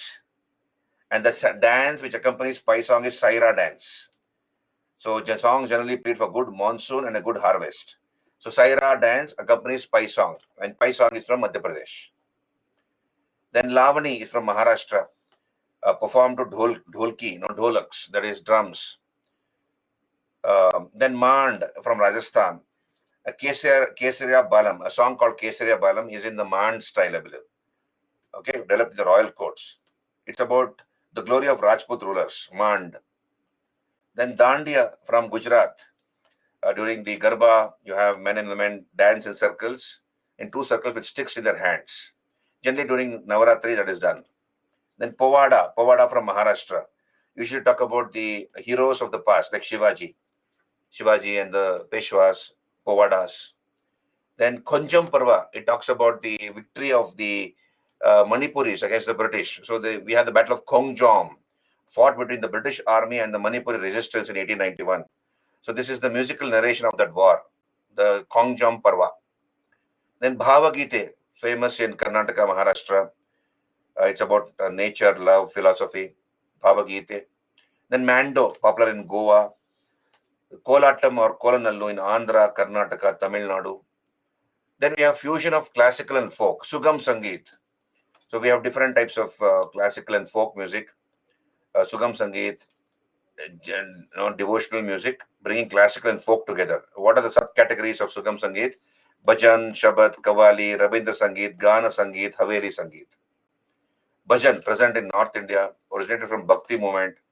You have various instruments like chimta, dholak, dafli, manjira. Then we have famous exponents of bhajan, Mirabai, Tulsidas, Surdas. And modern exponents are Anup Jalota, Anuradha Podwal. They're all bhajan singers. Then Shabad, generally made famous by Guru Nanak with his disciple Mardana. So he sang the Shabad, Guru Nanak. And even now in the Gurudwara, Shabad music is sung. Shabad singing is famous in Gurudwaras. And we have the Singh Bandhus, Tejpal Singh, Surinder Singh, by Santa Singh, famous Shabad singers. Then Kawali, it is in praise of God Allah or Prophet Muhammad, written in Urdu, Punjabi, Hindi language. And also sometimes Braj Bhasha and Awadhi is used. So it's usually sung as a solo or in groups of 2 lead singers and a team of 8 members. Amir Kusu is supposed to be the person who invented Kawali. Right? Then Rabindra Sangeet. These are the songs made famous by Rabindranath Tagore, recreation of music produced by Rabindranath Tagore. That's called Rabindra Sangeet, famous in Bengal. Then we have Gana Sangeet. The best example of Gana Sangeet is Vande Mataram. So it's a song sung in chorus or groups. So our national song Vande Mataram is in the Gana Sangeet, in praise of the nation. Haveli Sangeet, developed in Rajasthan, Gujarat, practiced by a community known as Pushtimarg Sampradaya. That is Haveli Sangeet. Then modern music, we have rock music, fusion of rock with traditional Indian music. So we have this. So we have this music group, George Harrison's Ravi Shankar inspired raga rock song, Norwegian Wood. So with that, it became famous. Beatles also visited India in 1968 with the group called Beatles. So that is the time when rock music was introduced into India. Then we have jazz music. Jazz music, many African American musicians came to India. The Taj Mahal Hotel Ballroom. So in Bombay, we have the Taj Mahal Hotel. You remember, you have, I think 2011, we have a terrorist attack on the Taj Mahal Hotel in Bombay. So many people died. Uni Krishnan laid down his life, and he killed a few terrorists. He got Paramvir Chakra for that. So in that Taj Mahal ballroom, we have the jazz in India, which was experimented with. So to avoid racial discrimination in America, many black musicians visited India, like Leon Abbey, Cricket Smith, etc. And they made Taj Mahal ballroom in Bombay as the venue for this jazz music. Then we have pop music. You have the British Indian fusion band called Monsoon. They use the word indie pop for the first time. And we have people like Alisha Chennai. Alisha Chennai, I'm sure most of you might have not been born. Alisha Chennai was called, I forget her name. Alisha Chennai was called a very great, very good singer. You must have heard the song "Made in India." Made in India, Alisha Chennai. Bus Made in India. On YouTube, you can go and listen. She has a lovely voice. Alisha Chennai, Biddu, MTV India. They popularized pop music. Yeah, you're right. Vande Mataram, written by Bankim Chandra Chattopadhyay. Then we have musical instruments. Now come back here. Musical instruments. You see here, we have Avanad or Avanadavadya. What is Avanad or Avanadavadya? You see here, I put pictures here. You see here? These are all membranophones. So there's a piece of wood attached to leather, and when you exert pressure on the leather, you tap on the leather, it creates music. That's called membranophone, right? So what are the important instruments? Tabla, drum, dhol, congo, mridangam. So this is Avanadavadya. Then we come to Shushiravadya. You see here, these are the Shushiravadya, wind instruments. So you blow air into those instruments and they create music, like a flute. So it's called aerophone, bansuri, shenai, pungi, nimkins, etc.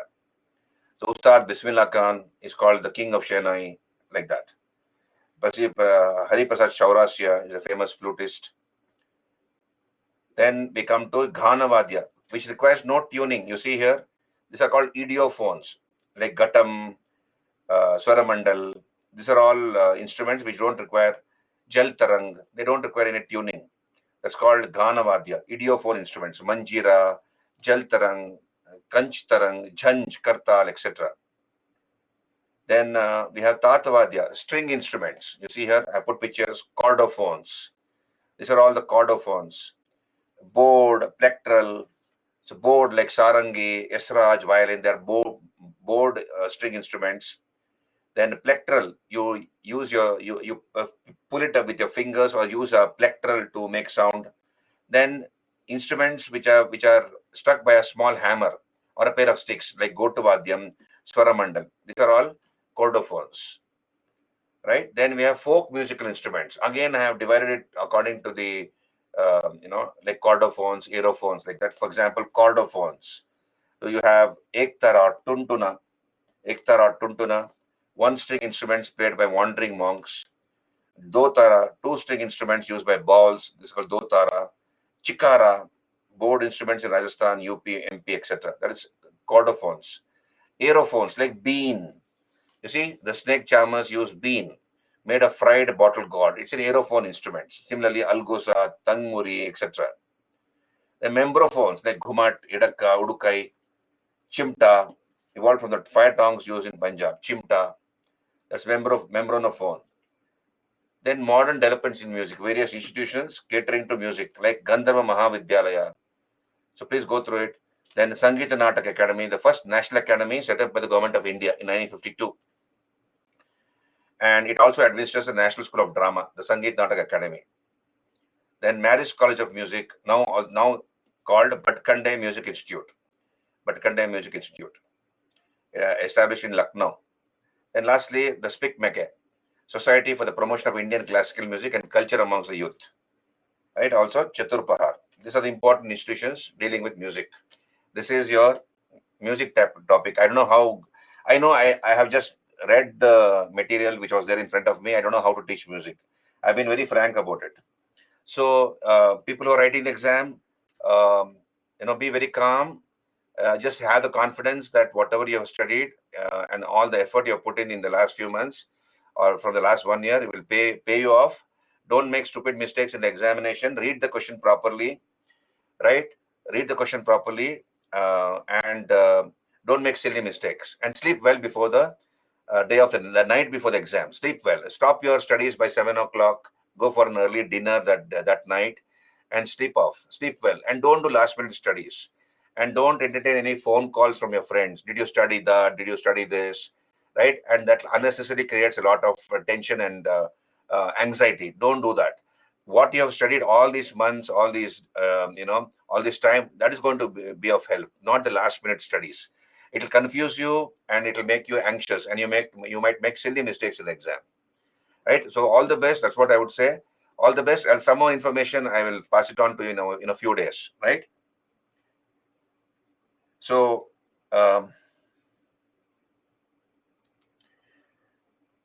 national anthem comes under which category of music? Um, so Ganavadya is like Vande Mataram.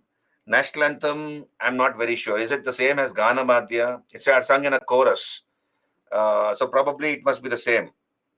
Sakshi, whether we can call it as the Ganavadya. Probably if national song is Ganavadya, national anthem might also be Ganavadya.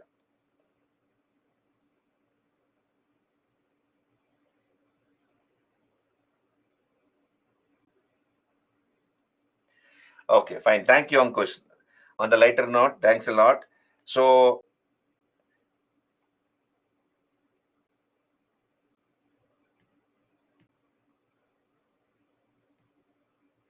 yeah, you can, Bimre. I have taken printout of ancient, medieval, and art and culture by making 4 PPTs in one page. So do I read Nitin Singhania? I never said don't read Nitin Singhania. That is the basic book for art and culture, right? So I never said don't only rely on my PPTs. That will be arrogance and on my part. If I say don't just rely on my PPTs, I will never say that. In fact, I have taken it from various sources and I have made my PPTs for the purpose of teaching. And I would say, but 75 to 80% would be covered in my PPTs and in the classroom. The rest, when you read the textbook, you might find many things which are important. So please, read that. And I'll tell you something. Keep on. Don't wait for the results. Irrespective of how you have done. Okay, you have a lot of institutes which give out the keys. Don't worry about it. Right? Don't worry if you're writing it for the first time, second time. Don't worry about it. You start your mains preparation. You take a few days off after the prelims, maybe a week maximum, week or 10 days after prelims, and start studying for the mains. Don't worry about the results. Don't worry about the results. Right? That's what I would say.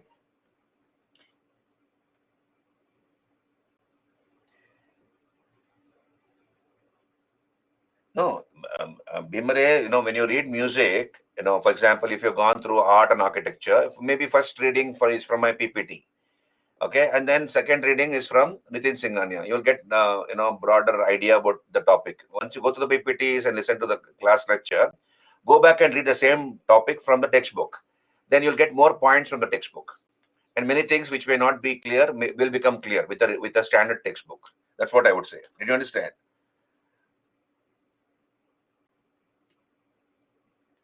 Okay, I'm multilingual because I'm a mixture of many cultures, in the sense so therefore I speak 4 5 languages, including southern languages, and also Marathi because that's my mother tongue.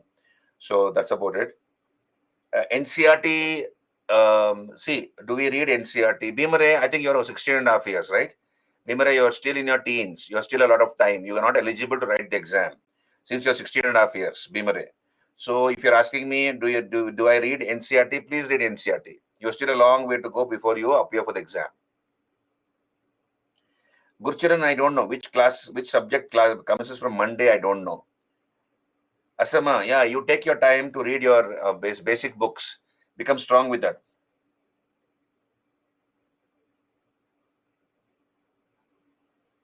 Oldest musical instruments, your Shatatantri Veena, okay, then Ravana Hatha, right, and a seven-holed flute from Harappan civilization.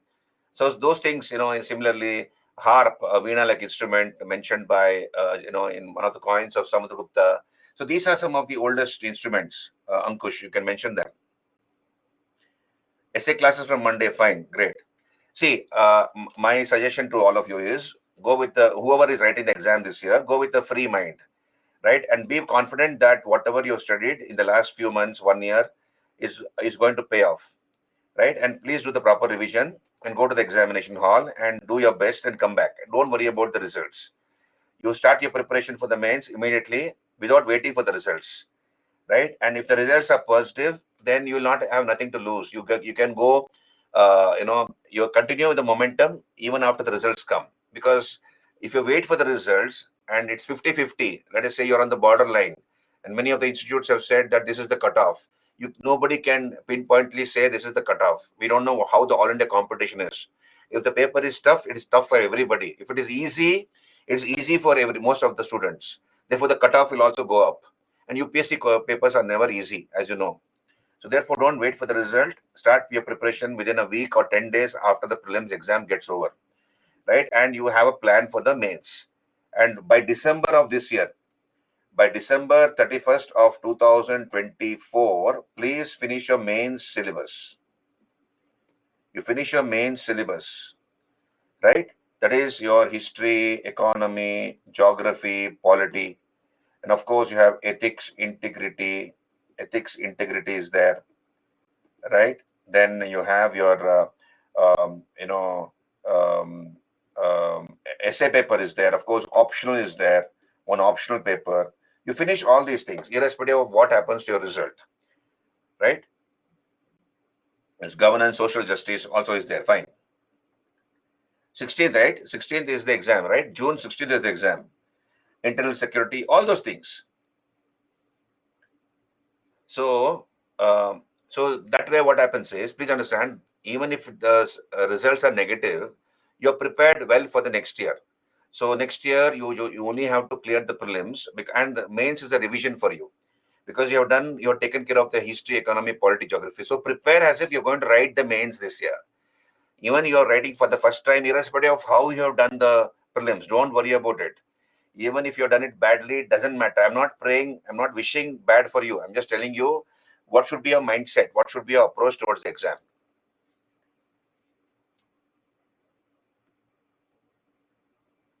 It's a kind of Brahmo hymns. Okay, fine. But what category of music does it come under, Sakshi? According to internet, national anthem is kind of Brahmo hymns. But what category of music? Does it come under any category of music, Sakshi? Just find out that. Because national song is under Gana Sangeet.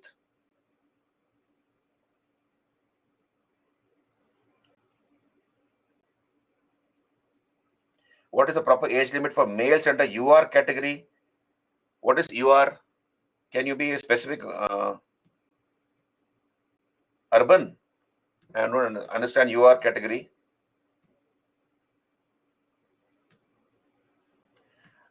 Unreserved. Okay, unreserved. Okay, fine. Age limit is, what is the age limit? 32 years, unreserved. Okay. 32 years. 32 years? Yeah, 32 years.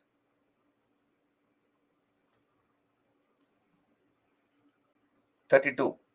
32 is the answer. Okay, because things have changed from the time I wrote, during my time it was 30 years. Then they have made it now 32 years. 6 attempts, right? 32 years, 6 attempts. See, can I tell you some stories of successful candidates?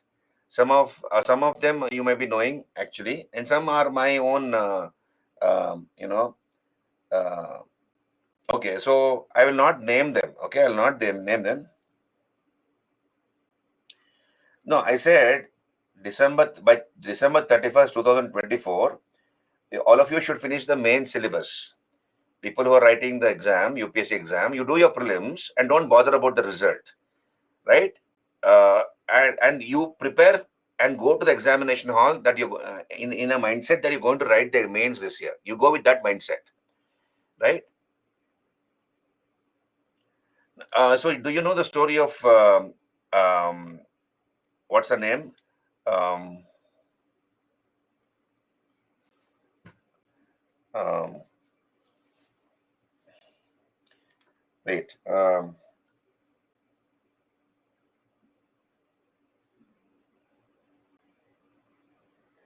Just Ambika. You know the story of N. Ambika? Do you know the story of N. Ambika? IPS? Not Ambika Raina. Okay. Now it could be in May also, Ankita. Every year prelims exam could be in May also. Sometimes in June, sometimes in May. Okay, now let me tell you the story of Ambika. Now listen to me now. So this is on YouTube. You can go back and you can see the story of N. Ambika. Now look here. Imagine, put yourself in her place, okay? Put yourself in her place. So this is a girl from Tamil Nadu, rural Tamil Nadu, married off at the age of 14 years. Listen to the story, please, Ankita. For ancient and medieval, your PPTs are enough. I have told you, Hari, one textbook would have been good to read. One textbook, R.S. Sharma for ancient, Satish Chandra for medieval. Or you want to read only one textbook, Poonam Dalal Dahiya will solve the problem for you. If you have not studied R.S. Sharma and Satish Chandra, you can pick up Poonam Dalal Dahiya and read that. Right? So, okay, can I start? So, N. Ambika. So, at the age of 14 years, you have child marriage. So, this girl is married. Rural areas, it happens. Even now, it happens. So, the girl is married off at the age of 14 years.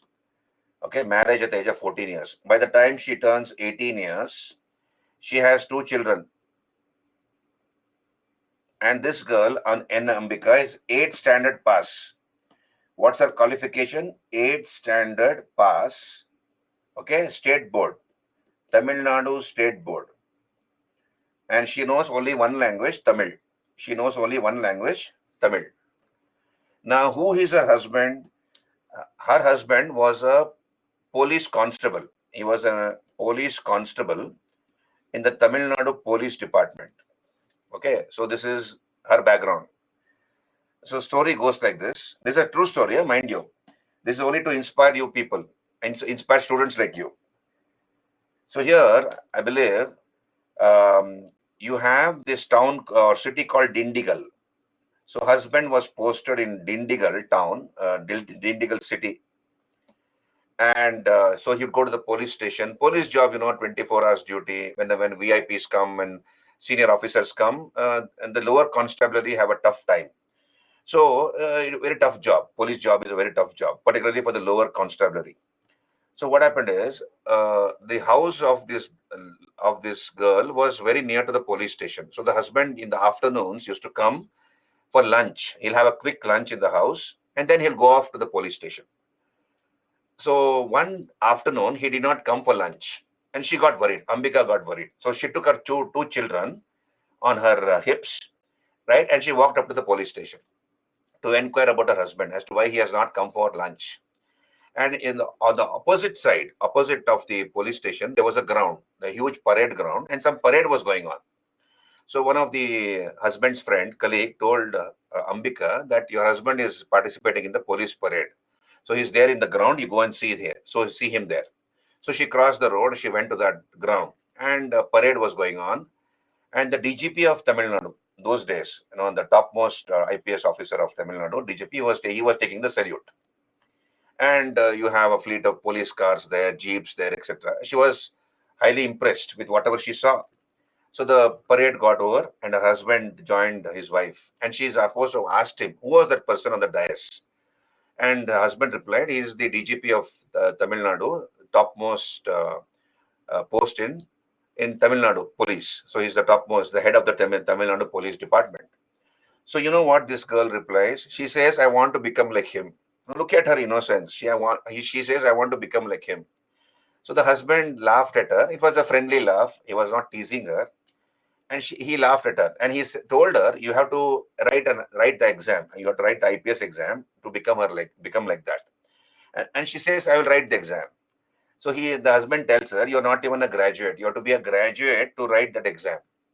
So this was the turning point in Ambika's life. So this girl, when she saw that parade, she applied for correspondence. So she passed the 10th standard correspondence. So she finished her ninth, then she finished her 10th, right? Then she applied for college correspondence again. First PUC, second PUC. Then she did her degree, first year, second year, third year degree, and she became a graduate in a few years. And the children had grown up a little. They were older, little older by that time. 5-6 years had passed by, and the mother Ambika has become a graduate. Now she wants to prepare for UPSC, and sitting in that Dindigul city, she began to prepare. She doesn't know anything about UPSC, and every time she did not clear the prelims. First attempt she never cleared. Second attempt she never cleared. Right. Third attempt also gone. So she got disgusted with that. And then some of her friends told her, "This is not the place for you to study for UPSC. You go to Chennai, and you have coaching institutes there. You join those coaching institutes, and then try your luck from Chennai, because nobody's guiding you here." So she told her husband, "I want you put me in a coaching institute in Chennai. I want to go and study there." So the husband understood how determined his wife was. So he had his colleagues in the police department in Chennai. He consulted them, some of his friends and colleagues. He went to Chennai, found out which is a good institute, and arranged for boarding, lodging facilities in a hostel, in a PG, women's hostel or PG.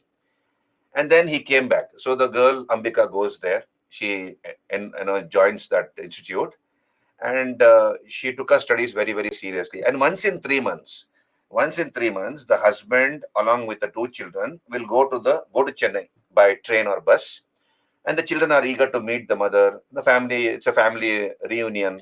It was very emotional for Ambika, because two children, husband, and she's missing her children, she's missing her husband, but she's focused on her exam.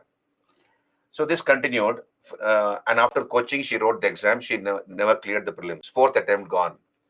Then fifth attempt also gone.